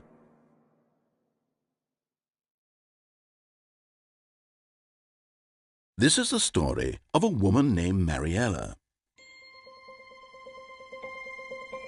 Mariella woke up on a day like any other. She arose, got dressed, picked up her bucket of comfort and security, and walked to her place of work. But on this particular day, her walk was interrupted by the body of a man who had stumbled through town, talking and screaming to himself, and then collapsed dead on the sidewalk. Right away, she knew what the problem was. This man had no bucket. Of course he'd gone mad, ranting and raving about a narrator describing all of his actions and how everything is predetermined and free will is an illusion and it's all just a video game. It could all have been prevented if only he'd taken his bucket with him. Perhaps he didn't even realize he'd forgotten his bucket at home in the first place. How cruel the world can be, Mariella thought, and she hugged her own bucket even tighter. But of course, she had no time for this. There were a myriad of confusing problems she would soon have to confront at work, for which her bucket would provide absolute guidance and total clarity on everything. Heck yes, she thought to herself, my life kicks ass. And she backflipped all the way to work.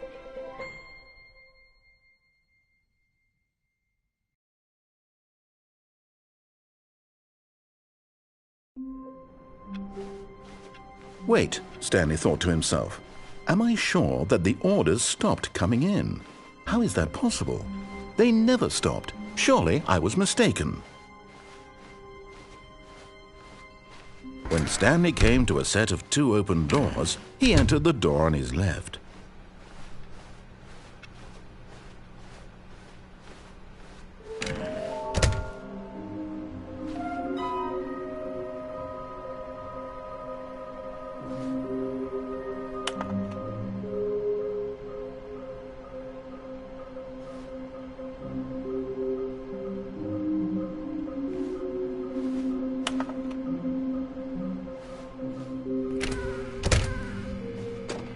Oh, no, no, not again. I won't be part of this. I'm not going to encourage you. I'm not going to say anything at all.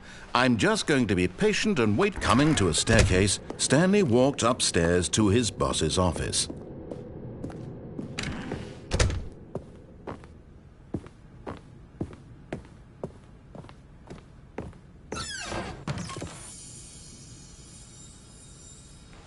Another miniature Stanley figurine. This, there really must be a snappier name for these things. What about mini-stands? Stanley figs? Or what about Stanlerines? Yes, I think I like that. Another Stanlerine under your belt.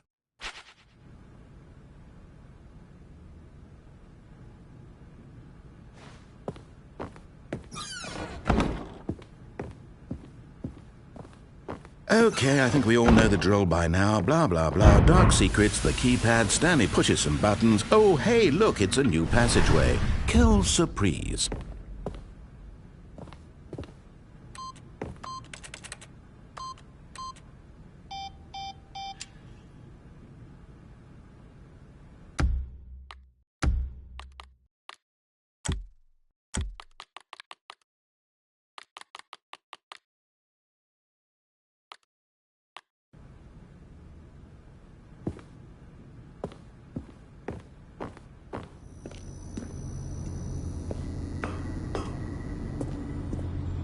Okay, I'm going back to the name of these little Stanley figurines, and now I'm torn between Stanlerines and Figlies. What do you think, Stanley?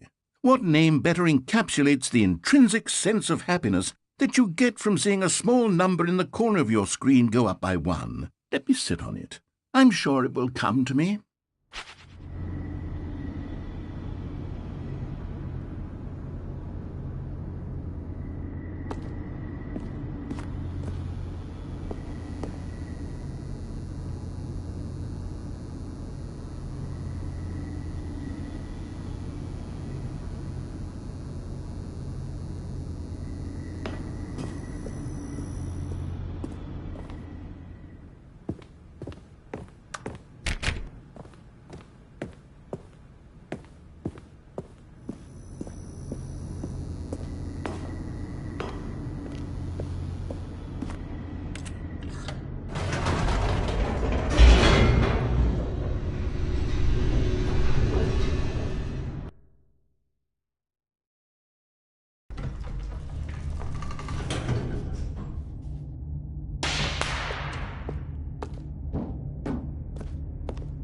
Stanley walked straight ahead through the large door that read Mind Control Facility.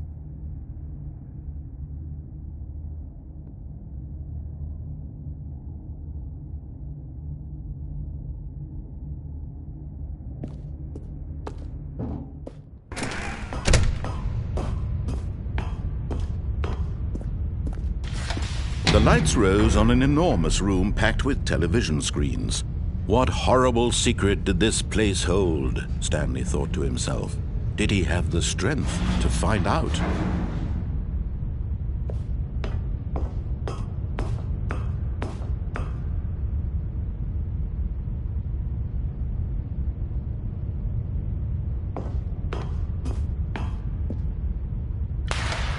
Now the monitors jumped to life, their true nature revealed. Each bore the number of an employee in the building, Stanley's co-workers. The lives of so many individuals reduced to images on a screen, and Stanley, one of them, eternally monitored in this place where freedom meant nothing.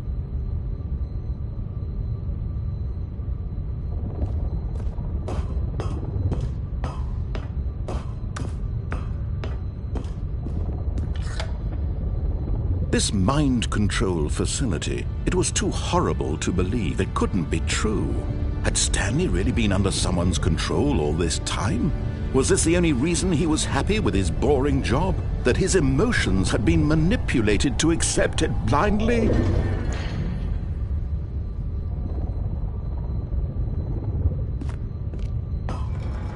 No, he refused to believe it. He couldn't accept it. His own life in someone else's control? Never!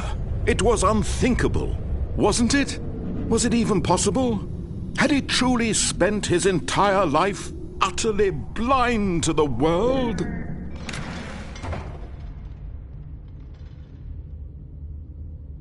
But here was the proof, the heart of the operation. Controls labeled with emotions, happy or sad or content. Walking, eating, working, all of it monitored and commanded from this very place. And as the cold reality of his past began to sink in, Stanley decided that this machinery would never again exert its terrible power over another human life. For he would dismantle the controls once and for all. Oh, Stanley, you didn't just activate the controls, did you? After they kept you enslaved all these years, you go and you try to take control of the machine for yourself. Is that what you wanted? Control? Oh, Stanley, I applaud your effort, I really do. But you need to understand, there's only so much that machine can do. You were supposed to let it go, turn the controls off, and leave. If you want to throw my story off track, you're going to have to do much better than that. I'm afraid you don't have nearly the power you think you do. For example, and I believe you'll find this pertinent, Stanley suddenly realized he had just initiated the network's emergency detonation system. In the event that this machine is activated without proper DNA identification, nuclear detonators are said to explode, eliminating the entire complex. How long until detonation then? Let's say, 2 minutes. Now this is making things a little more fun, isn't it, Stanley? It's your time to shine. You are the star. It's your story now. Shape it to your heart's desires. Oh, this is much better than what I had in mind. What a shame we have so little time left to enjoy it. Mere moments until the bomb goes off. But what precious moments each one of them is.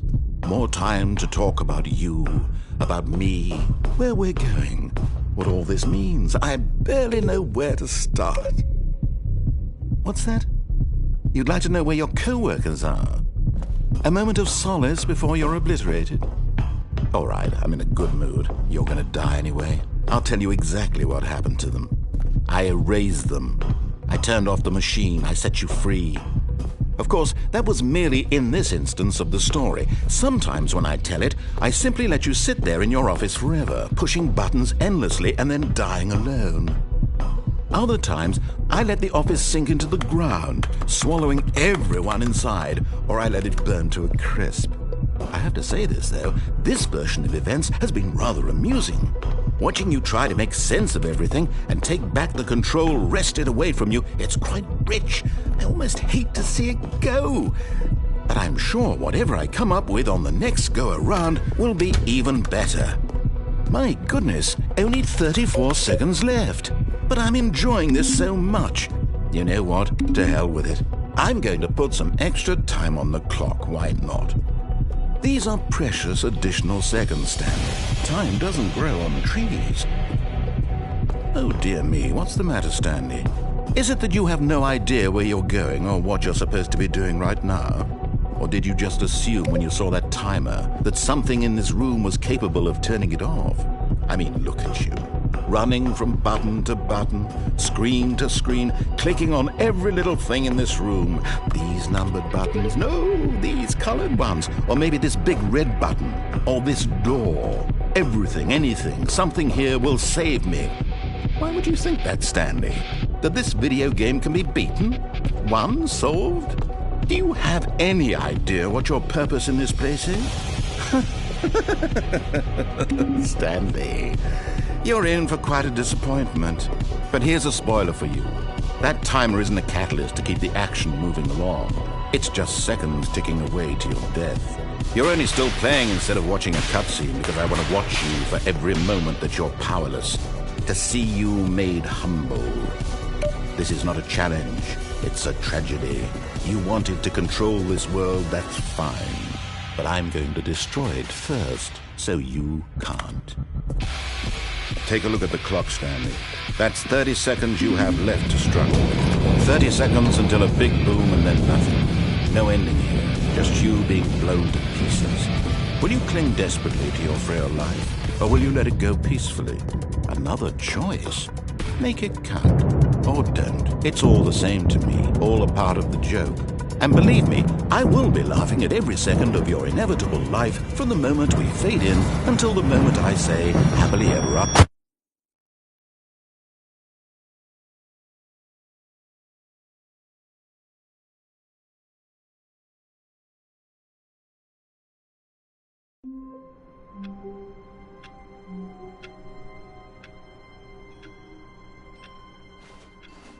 All of his co-workers were gone. What could it mean? Stanley decided to go to the meeting room. Perhaps he had simply missed a memo.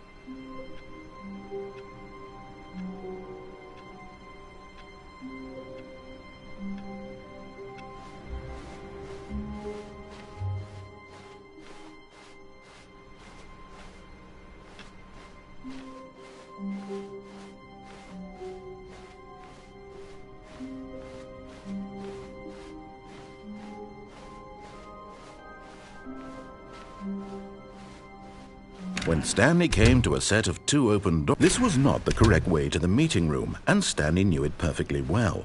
Perhaps he wanted to stop by the employee lounge first, just to admire it.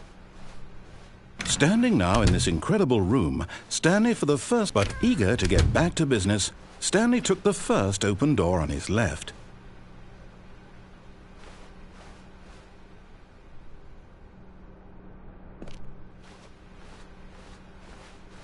Stanley was so bad at following directions, it's incredible he wasn't fired years ago.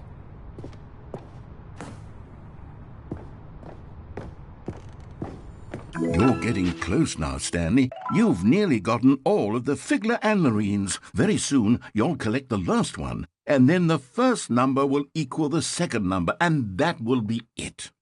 We'll be different people by then. Different in the sense that we used to have none of them, and now we have them all. You can't go back to when you had no Figler and Marines. None of us can.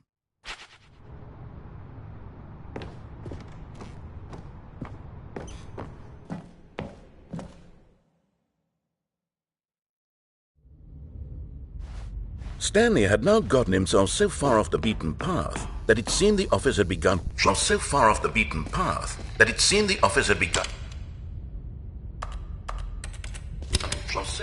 You didn't think I was actually just a recording, did you?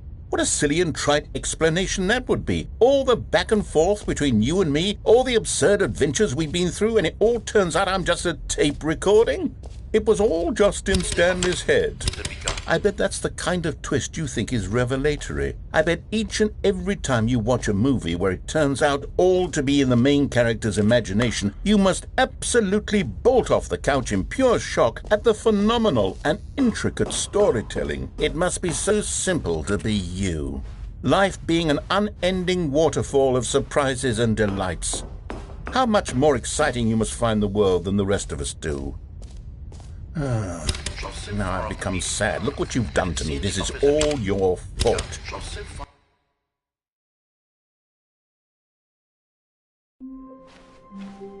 All of his co-workers were gone. What could it mean? Stanley decided to go to the meeting room. Perhaps he had simply missed a memo.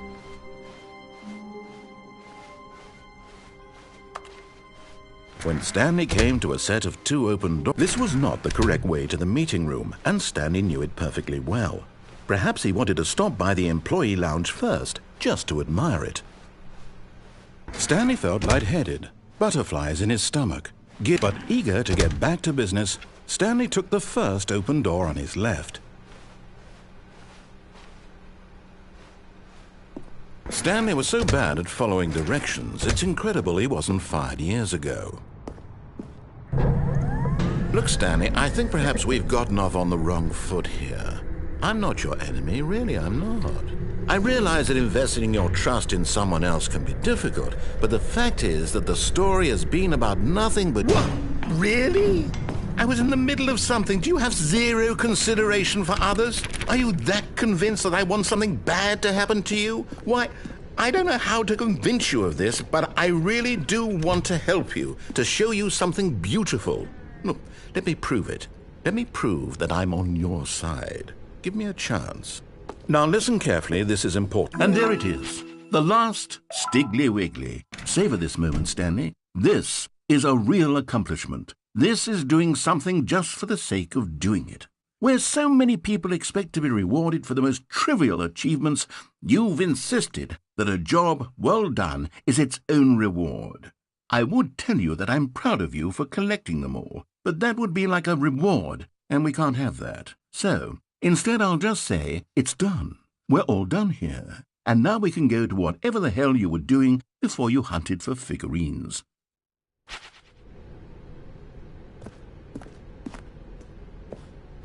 Oh, thank God you are willing to listen to me.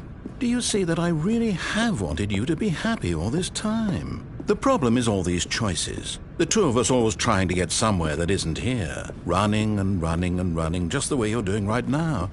Don't you see that it's killing us, Stanley? I wanted to stop. We would both be so much happier if we just stopped. And I think I have a solution. Here, let me show you.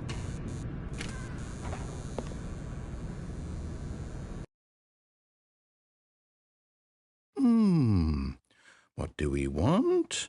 What are we looking for?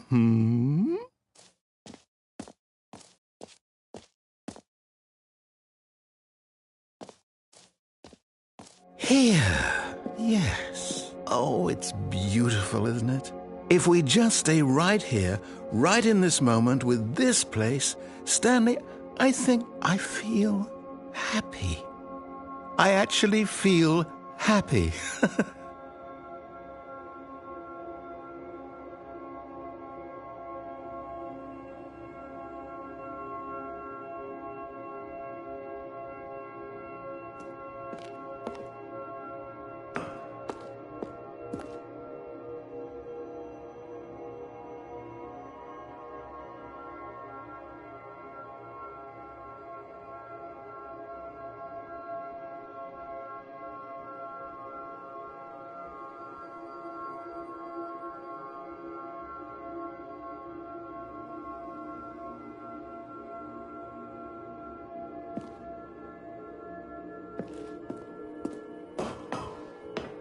No, wait.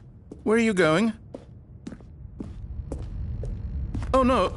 Stay away from those stairs. If you hurt yourself, if you die, the game will reset. We'll lose all of this.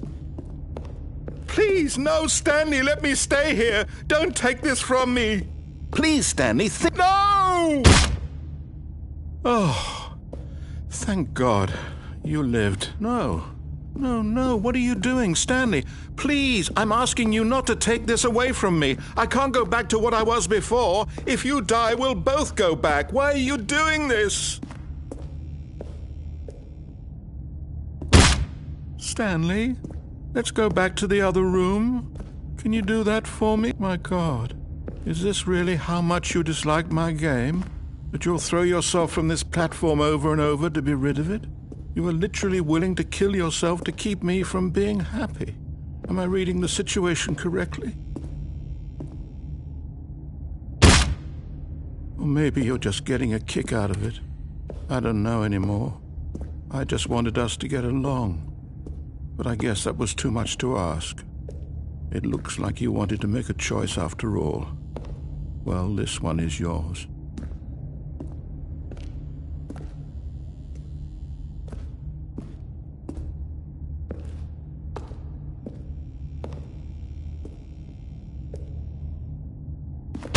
Is it over?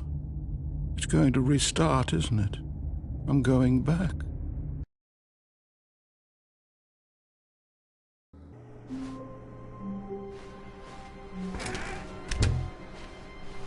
Stanley, I'm sorry, but I have to put a pause on things. It's those figurines, those figglers. I haven't stopped thinking about them since you nabbed every last one. Wasn't it just the most intrinsically fulfilling moment of your entire life? Didn't it fill you to the brim with inner richness? Yes, I know we're supposed to be telling a story, but won't you please indulge me with one more trip back to the memory zone? I would love nothing more than to revisit the figurines. Just one more time.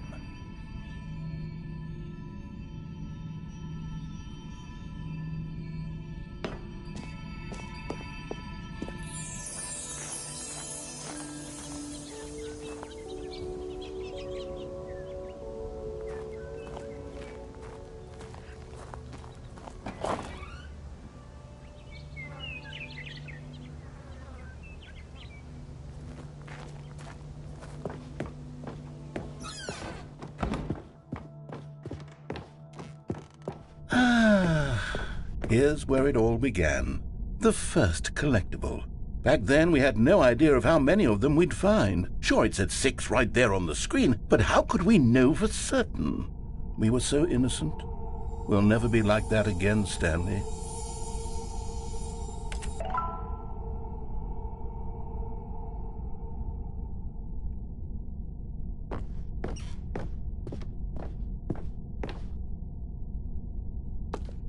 And here was the second Stanlerine. I'll be honest, back then I had no faith in you to find any of them, let alone 6. But you continue to surprise me in all sorts of mundane, unremarkable ways.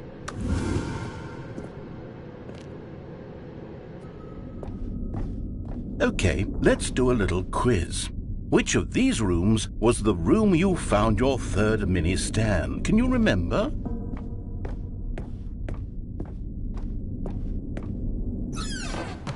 Hey, that's exactly right. It was here in the boss's bathroom. It was the third one. You picked it up, and then after that, you had 3 of them. I'm glad these moments are so crystal clear in your memory, but I shouldn't be surprised. After all, science tells us that it's impossible to forget your third time doing anything. Let's see, what came next? Oh yes, we found a Figley in his pink room. Oh, well, I can't actually say I remember being in this room, but it's here in the memory zone, so it must have happened.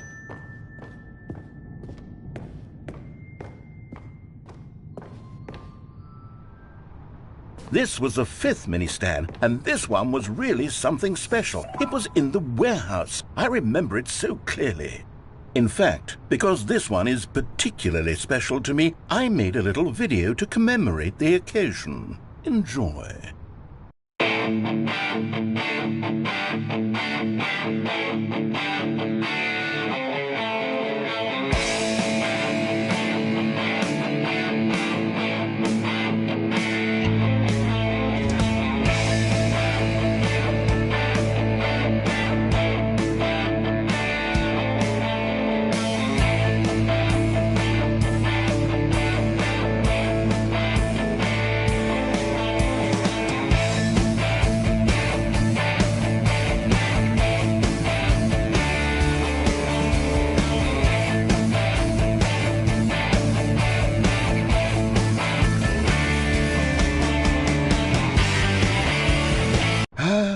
Takes you back, doesn't it? I spent a lot of time making that video, but it was 8 minutes I wouldn't have spent on anything else.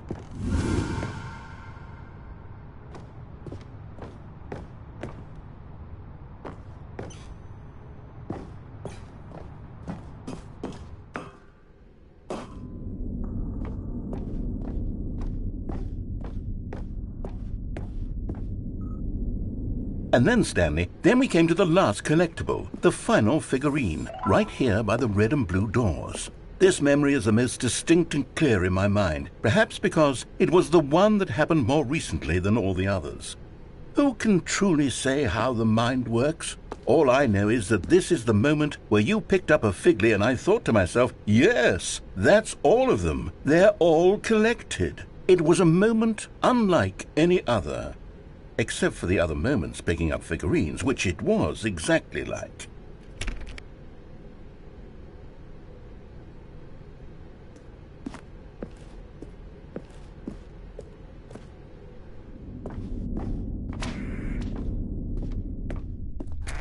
And then there was no more, because we've caught up to the present moment. Nothing left to do but move onward into the future. Goodbye, Memory Zone.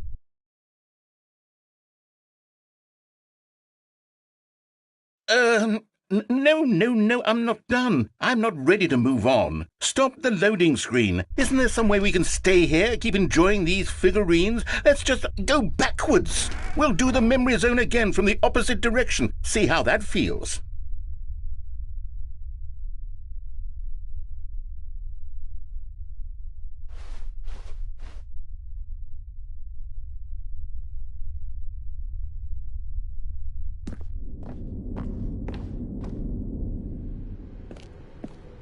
Okay, yes, the room with the red and blue doors. I remember this. I must say, of all the figurines we looked at in our initial tour of the Memory Zone, this one is the most distinct and clear in my mind. Let's keep going, I want more.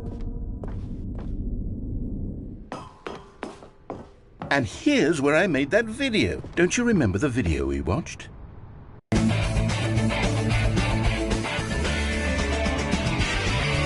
Yes, I love that video.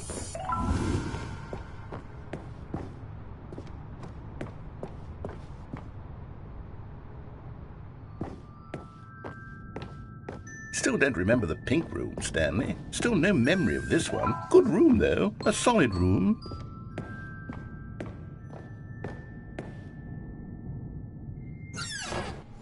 These really were a treat to hunt down. You know, if there had been any kind of reward for finding all of these, it really would have neutered the intrinsic joy of collecting them. I'm very glad we resisted the temptation. Next one.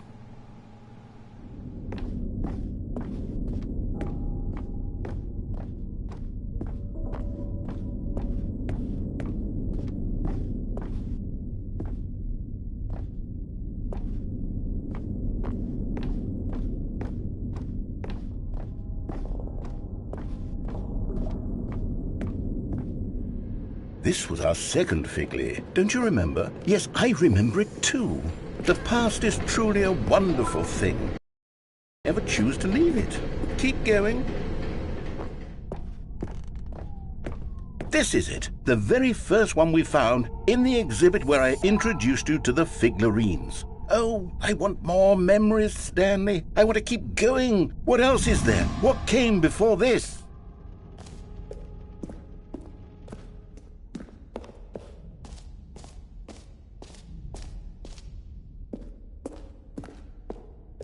Look, it's the terrible new content that we were originally sold on.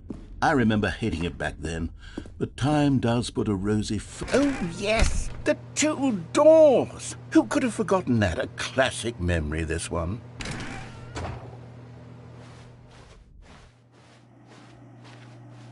And before everything else, there was your office.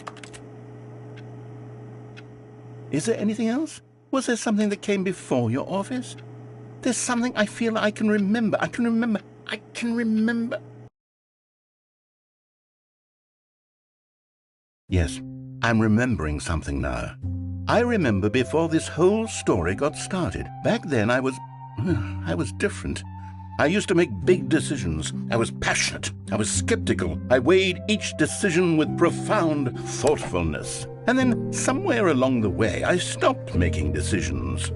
I became lazy. And I came up with a character named Stanley to do my thinking for me. He would make the decisions, he would decide which way to go. I would cheer him on as he collected figurines for no reason. Why did I invent Stanley? Was I lonely? Yes, perhaps that's it. Perhaps I needed to imagine I had companionship. And Stanley really did make for a wonderful companion, even if he was a fiction. But I suppose it's grown old. I want to think for myself again. I want to go back to how it used to be. Yes, I can be on my own again. I can do it. I'll be stronger this time. I'll take care of myself. I don't need Stanley anymore. Oh, but he truly was so much fun to play with. You know what? Since we're in the memory zone, how about one more good memory? Let's go back just once and give Stanley one more run of the office, and then I'll retire him for good. I did enjoy telling his story so very much. Okay, here we go. This is the story of a man named Stanley.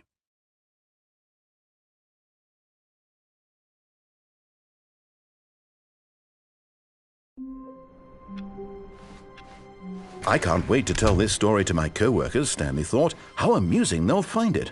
Oh, won't we all just laugh and laugh at the time I thought everyone had gone missing.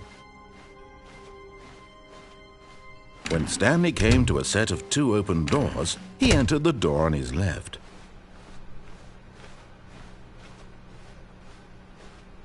Yet there was not a single person here either. Feeling a wave of disbelief, Stanley decided to go up to his boss's office. Coming to a staircase, Stanley walked upstairs to his boss's office.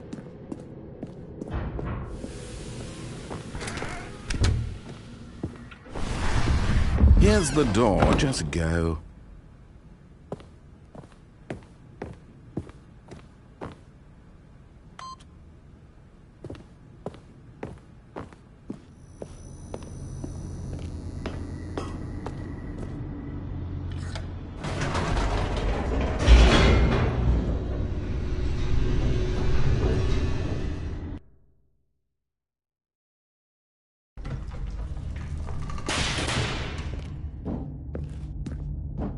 Stanley walked straight ahead through the large door that read Mind Control Facility.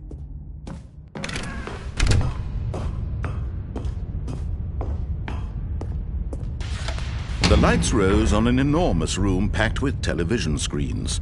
What horrible secret did this place hold? Stanley thought to himself. Did he have the strength to find out?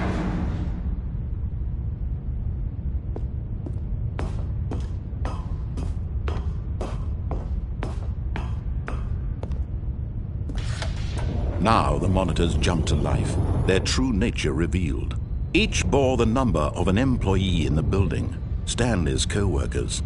The lives of so many individuals reduced to images on a screen, and Stanley, one of them, eternally monitored in this place where freedom meant nothing.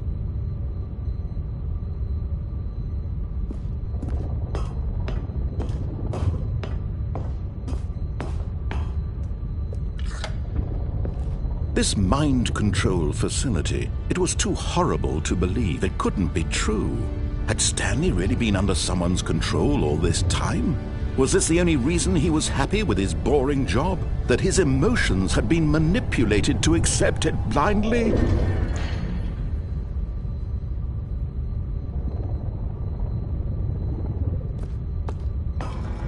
No, he refused to believe it. He couldn't accept it. His own life in someone else's control? Never!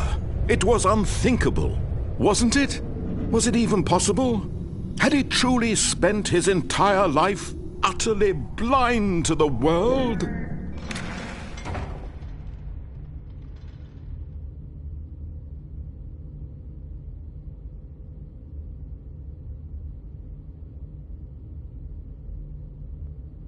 But here was the proof. The heart of the operation.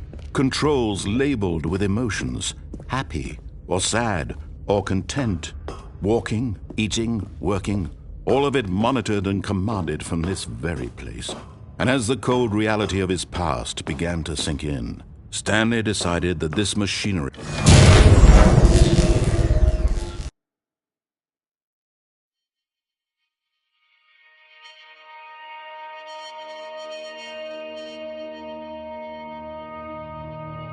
blackness, and a rising chill of uncertainty. Was it over?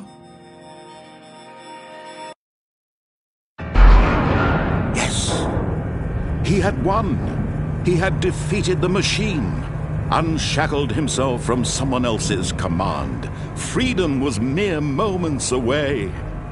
And yet, even as the immense door slowly opened, Stanley reflected on how many puzzles still lay unsolved. Where had his co-workers gone? How had he been freed from the machine's grasp? What other mysteries did this strange building hold? But as sunlight streamed into the chamber, he realized none of this mattered to him, for it was not knowledge or even power that he had been seeking, but happiness. Perhaps his goal had not been to understand, but to let go. No longer would anyone tell him where to go, what to do, or how to feel. Whatever life he lives, it will be his. And that was all he needed to know. It was perhaps the only thing worth knowing. Stanley stepped through the open door. Stanley felt the cool breeze upon his skin, the feeling of liberation, the immense possibility of the new path before him. This was exactly the way, right now, that things were meant to happen. And Stanley was happy.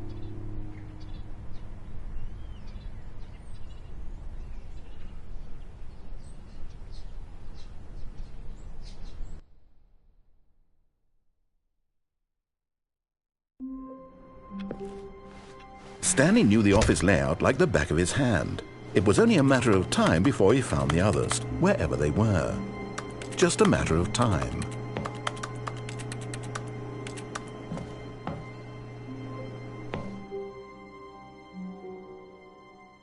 At first, Stanley assumed he'd broken the map, until he heard this narration and realized it was part of the game's design all along.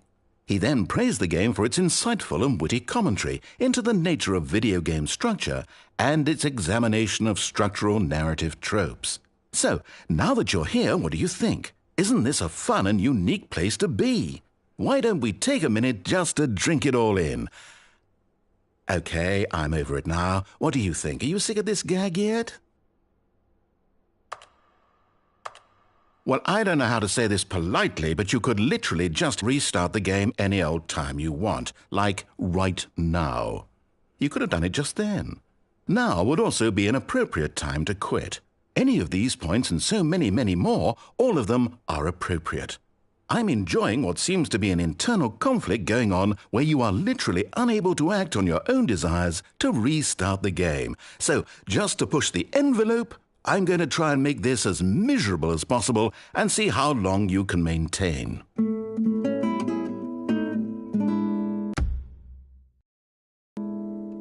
There once was a man named Stanley, who people considered so manly. But the truth must be told, he was not very old and was quite particularly gangly. What Stanley liked most was buttons. He pushed them like some kind of glutton. He did it all day in a meaningful way, but his brain had long ceased to function. Which is why he is in this parable and lives an existence quite terrible. And if you are not strong and keep playing along, you too will become quite unbearable. Yes. You too will become quite unbearable.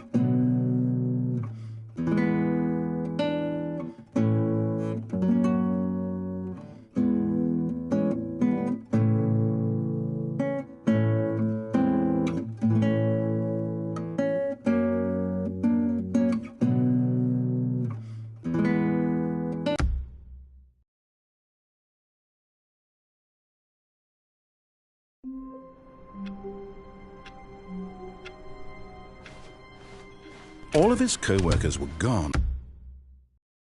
What could it mean? Stanley decided to go to the meeting room. Perhaps he had simply missed a memo. Stanley lifted the bucket into his arms, and a wave of comfort rushed over him.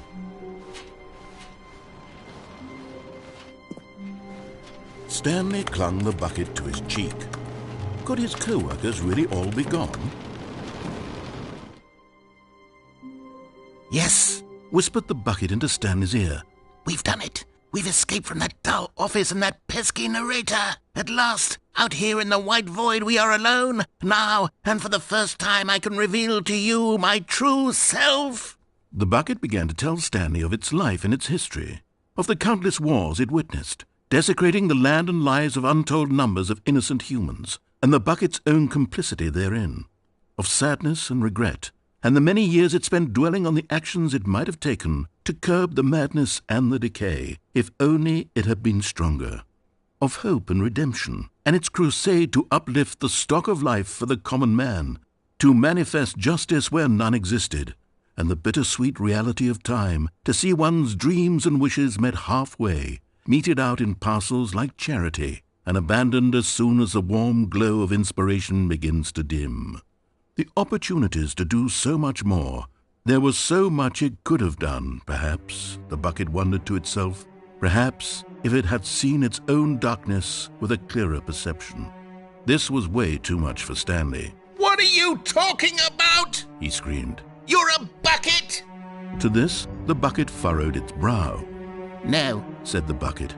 not since the evil wizard Gambhorata first ensnared me in his machinations as payback for the sacred amulet I stole from his treasured vaults. I was young back then and could not conceive the ramifications of... No! Stanley screamed even louder this time. This is stupid!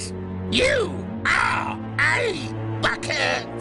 This is so stupid! Why are we even doing this?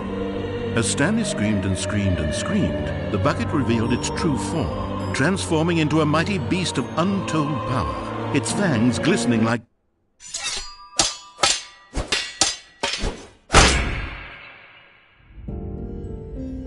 My God, Stanley, you did it. You saved us from the bucket. Thank God you already had all 12 emblems of sages and knew the incantations to summon their true power. Otherwise, we would have easily been overwhelmed by the bucket's power. I'm speechless.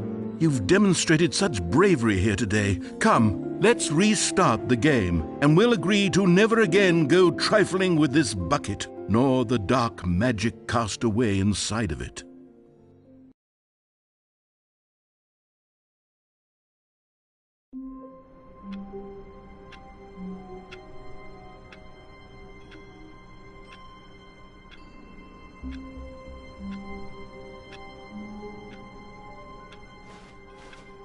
All of his co-workers were gone. What could it mean? Stanley decided to go to the meeting room. Perhaps he had simply missed a memo.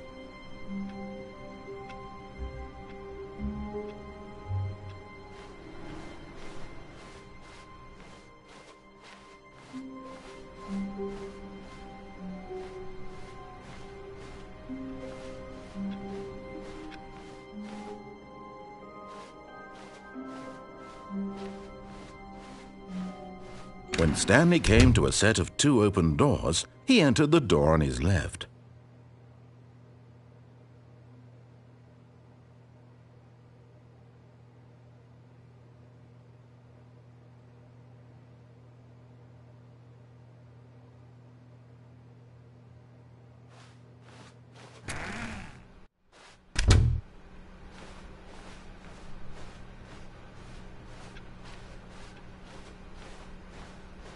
Yet,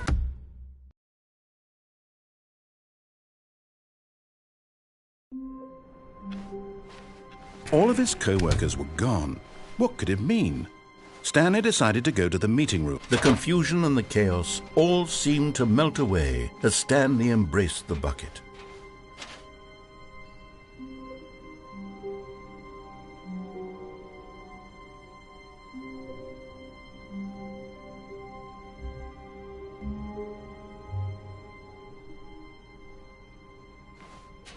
Stanley clutched the bucket tightly to his... This was not the correct way to the meeting room, but Stanley had felt the bucket calling to him, telling him that the employee lounge was simply the place to be.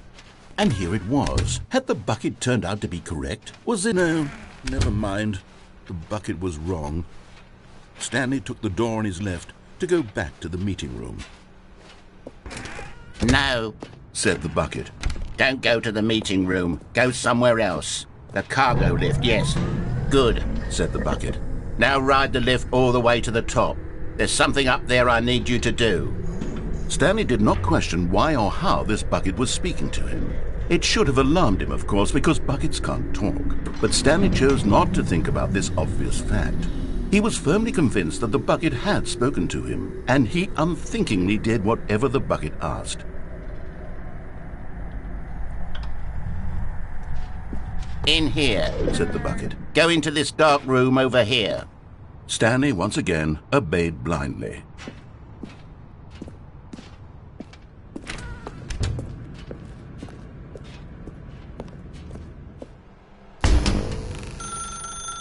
Now pick up the phone, said the bucket. Pick up the phone and it will take us back home, where we can go about life together.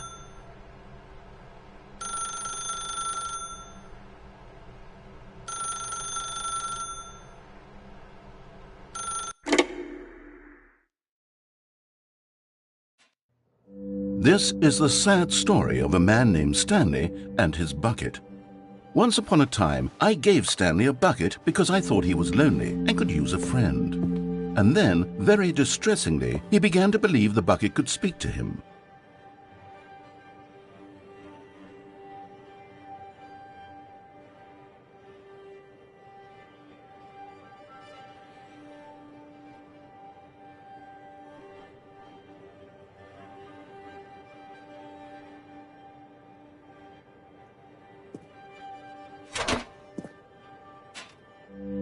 The Stanley Parable Reassurance Bucket was merely meant to provide the comforting glow of companionship.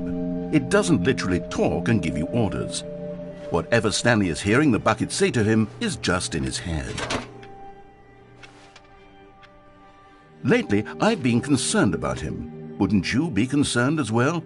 To see him delusional like this, obsessing over an inanimate metal object? I want to say something to him, but I don't know how I can convince him. I don't know if he'll listen to me. Oh, I'll try anyway. Stanley, can you hear me? Listen to me. It's just a bucket. It can't think, it can't talk. All it will ever truly do for you is effectively transfer a liquid from one location to a different location. That's it. It doesn't do anything else. You see, he's not listening. He's still taking orders from the bucket. You know, once upon a time it was me he took orders from, me he trusted and listened to. Now all he cares about is his awful bucket, this stupid hunk of metal. It's sad, but I suppose he doesn't need me anymore. From now on, he's just going to cling to this bucket, this cold, empty bucket, this sort of shiny bucket. Well, I'll give it this. The bucket does have a nice shine to it. Yes, I suppose on closer inspection that it doesn't quite look like your average hardware store bucket. It's just a little more, what am I trying to say? Sturdier, more capable of transporting liquid. Like it would be better at moving an amount of water from one room to another. Oh my God, what am I saying? Better at carrying water from room to room. It's a bucket. It's literally just a bucket. Why do I feel some need to point out the ways in which it's so much more than just a regular bucket? Oh no, I'm having feelings for the bucket. No. What's going on? Why do I want to be with the bucket? Hear what the bucket has to say. Do anything it asks. What's wrong with me? I don't understand. Perhaps, if I had the bucket, this would be less confusing. Yes, the bucket could tell me what to do in this troublesome situation. Stanley, give me the bucket. Give it to me. Give me the bucket, Stanley. I need it. Give it to me now. Give it or I'll...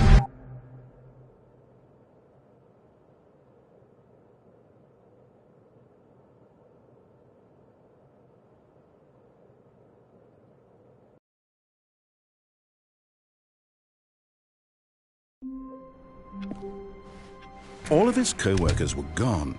What could it mean? Stanley decided to go to the meeting room. Perhaps he had simply missed a memo.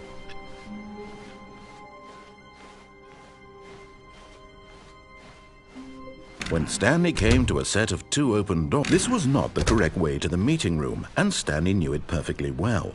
Perhaps he wanted to stop by the employee lounge first, just to admire it. And here it was, the lounge. But eager to get back to business, Stanley took the first open door on his left.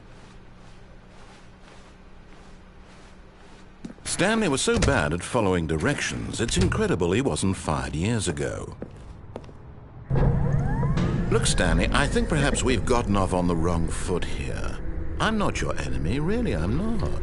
I realize that investing your trust in someone else can be difficult, but the fact is that the story has been about nothing but you all this time. There's someone you've been neglecting, Stanley. Someone you've forgotten about. Please, stop trying to make every decision by yourself. Now, I'm not asking for me, I'm asking for... This is it, Stanley. Your chance to redeem yourself. To put your work aside. To let her back into your life. She's been waiting. That's her, Stanley. You need to be the... Oh, no, you can't... Did you just unplug the phone? No, that wasn't supposed to be a choice. How did you do that? You actually chose incorrectly? I didn't even know that was possible. Let me double check. No, it's definitely here, clear as day. Stanley picks up the phone. He's taken to his apartment where he finds his wife, and the two pledge themselves to one another. Music comes in, fade to white, roll credits. Not picking up the phone is actually somehow an incorrect course of action. How is that even possible? None of these decisions were supposed to mean anything. I don't understand. How on earth are you making meaningful choices? What did you... Wait a second. Did I just see... No, that's not possible. I can't believe it. How had I not noticed it sooner? You're not Stanley. You're a real person. I can't believe I was so mistaken. This is why you've been able to make correct and incorrect choices. And to think I've been letting you run around in this game for so long. If you'd made any more wrong choices, you might have negated it entirely. It's as though you completely ignored even the most basic safety protocol for real-world decision-making. Or did you not grasp the severity of the situation? Well, I won't have that kind of risk on my watch. I'm going to stop the game for a moment so we can educate you properly on safe decision-making in the real world. Please observe this helpful instructional video. Choice.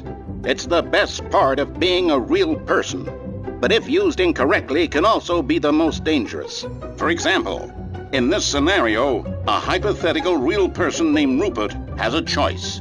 He could invent a machine that eliminates food shortages across the world to make life better for all people. Or he could spend years of hard work forgetting how to read. Which choice would you make? Remember that unlike here, the real world makes sense, and at no time should you make a choice that does not conform to rational logic. If you find yourself speaking with a person who does not make sense, in all likelihood, that person is not real. Allow the person to finish their thought, then provide an excuse why you cannot continue talking. Turn to a partner and practice saying, "My goodness, is it 4:30? I'm supposed to be having a back, sack, and crack." Excellent. Making choices on a regular basis is the best part to a healthy decision-making process. Most medical professionals recommend making at least 8 choices per day. Do you make more than 8? Less? And finally, if you begin to wonder if your choices are actually meaningful and whether you'll ever make a significant contribution to the world, just remember that in the vast infiniteness of space, your thoughts and problems are materially insignificant, and the feeling should subside. At this time, your instructor will guide you in an exercise to test and reinforce the material covered in this video. Welcome back. You may have noticed that this room has begun to deteriorate as a result of narrative contradiction. But not to worry. Now that you're properly informed on good decision-making, we're going to revisit a choice you made just a few minutes ago and see what the correct thing to do would have been. This way, please.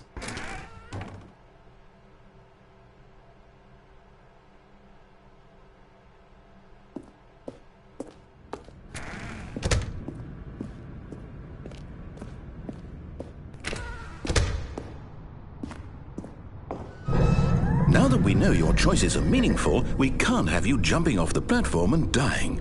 Imagine the main character dying senselessly halfway through the story. That story would make no sense at all. We just need to get you home as soon as possible before the narrative contradiction gets any worse.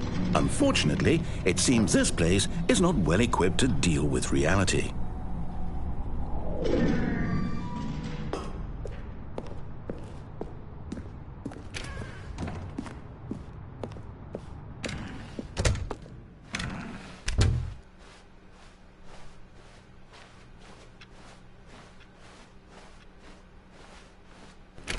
Almost there. You'll take the door on the left, back to the correct ending, the story will have resolution once again, and you'll be home free in the real world. Now remember, all you need to do is behave exactly as Stanley would. That means choosing responsibly and always putting the story first. I'm quite sure you'll be up to the task. Just follow my lead and you'll be fine. All right. When Stanley came to a set of 2 open doors, he entered the door on his left.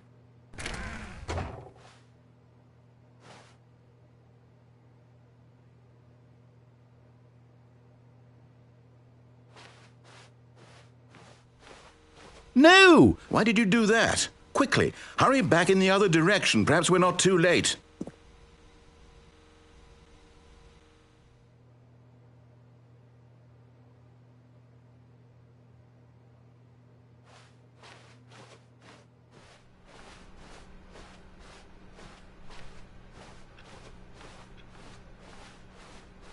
Oh, it's ruined.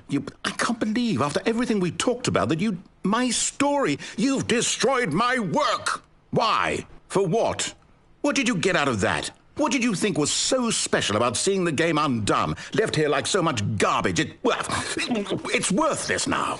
And what am I supposed to do? Even if there were a way to continue, would it be worth it? To know that my story is now incorrect? How can I go back to that? I can't erase that knowledge. I'll have to live with it forever, reliving its impossibility forever. I couldn't live that way. Is it better to shut the game down entirely? To willingly destroy all of my work? I don't know. What's the answer? What do I do? What do I do? What do I... No, I have to. I have to shut the game down. I have to. I have to.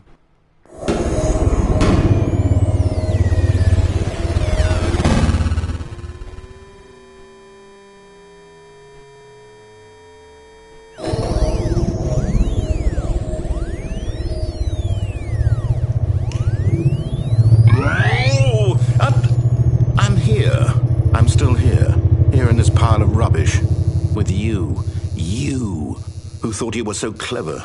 Now look where we are. My entire game is destroyed. It was the only thing in the world that was mine, and you've run it into the ground. What, did you think that would be funny? You just had to see? Didn't I impress upon you how important it was to be like Stanley? He actually knows how to do what I tell him to. He understands that if I say to do something, there's a damn good reason for it. That thought hadn't even occurred to you, had it? That there's a world outside of you? You're a child. Oh, my story. If you'd just gone through the door on the left, you would have seen it. There was a whole underground facility. You would have destroyed it and been victorious. It would have been so perfect. I worked so hard on it. I tried so hard to make... behave exactly as Stanley would.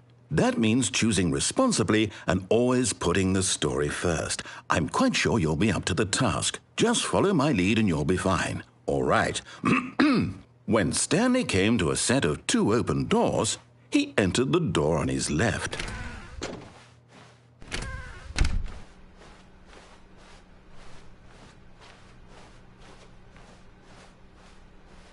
Yet there was not a single person here either. Feeling a wave of disbelief, Stanley decided to go up to his boss's office, hoping he might find an answer there.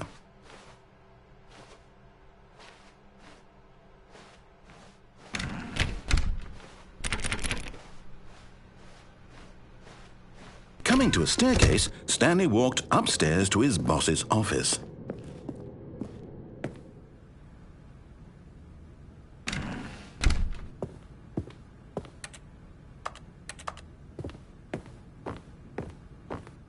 Stepping inside his manager's office, Stanley was once again stunned to discover not an indication of any human life.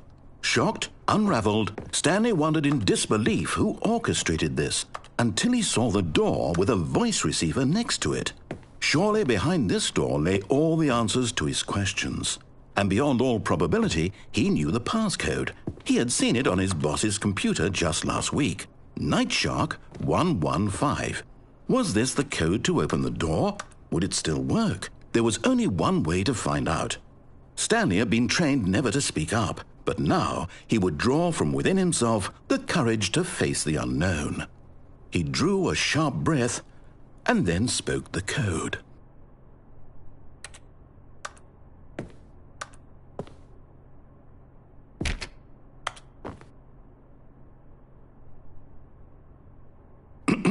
Stanley spoke the code. Nightshark 115. He spoke it into the receiver, right there on the wall.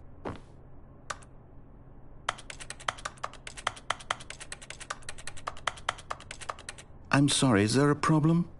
You didn't mishear me, did you? Please speak the code into the receiver. Otherwise, we can't get on with the story. This is a crucial step.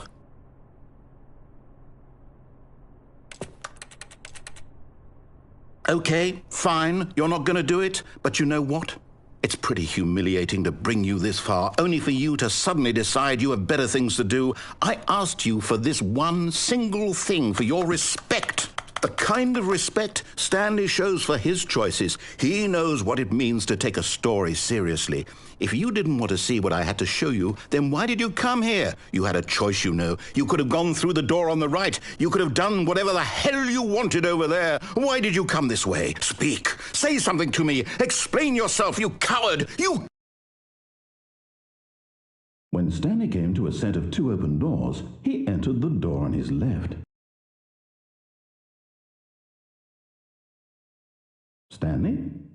Hello? Are you... Is everything okay? Stanley, please. I need you to make a choice. I need you to walk through the door. Are you listening to me? Can you hear me? Is everything all right? Stanley, this is important. The story needs you. It needs you to make a decision. It cannot exist without you. Do you understand me? Whatever choice you make is just fine. They're both correct. You cannot be wrong here. We can work together. I'll accept whatever you do. I simply need you to take that step forward, please. Choose. Do something. Anything. This is more important than you can ever know. I need this. The story needs it. So, you hear me? Are you there? Are you listening to this? Stanley, are you there? Okay. It's okay, I can wait. You need time to decide. Time to make sure your choice is correct. That is the best choice. That's all right. I'll wait for you to decide what's the right thing to do. Take as much time as you need.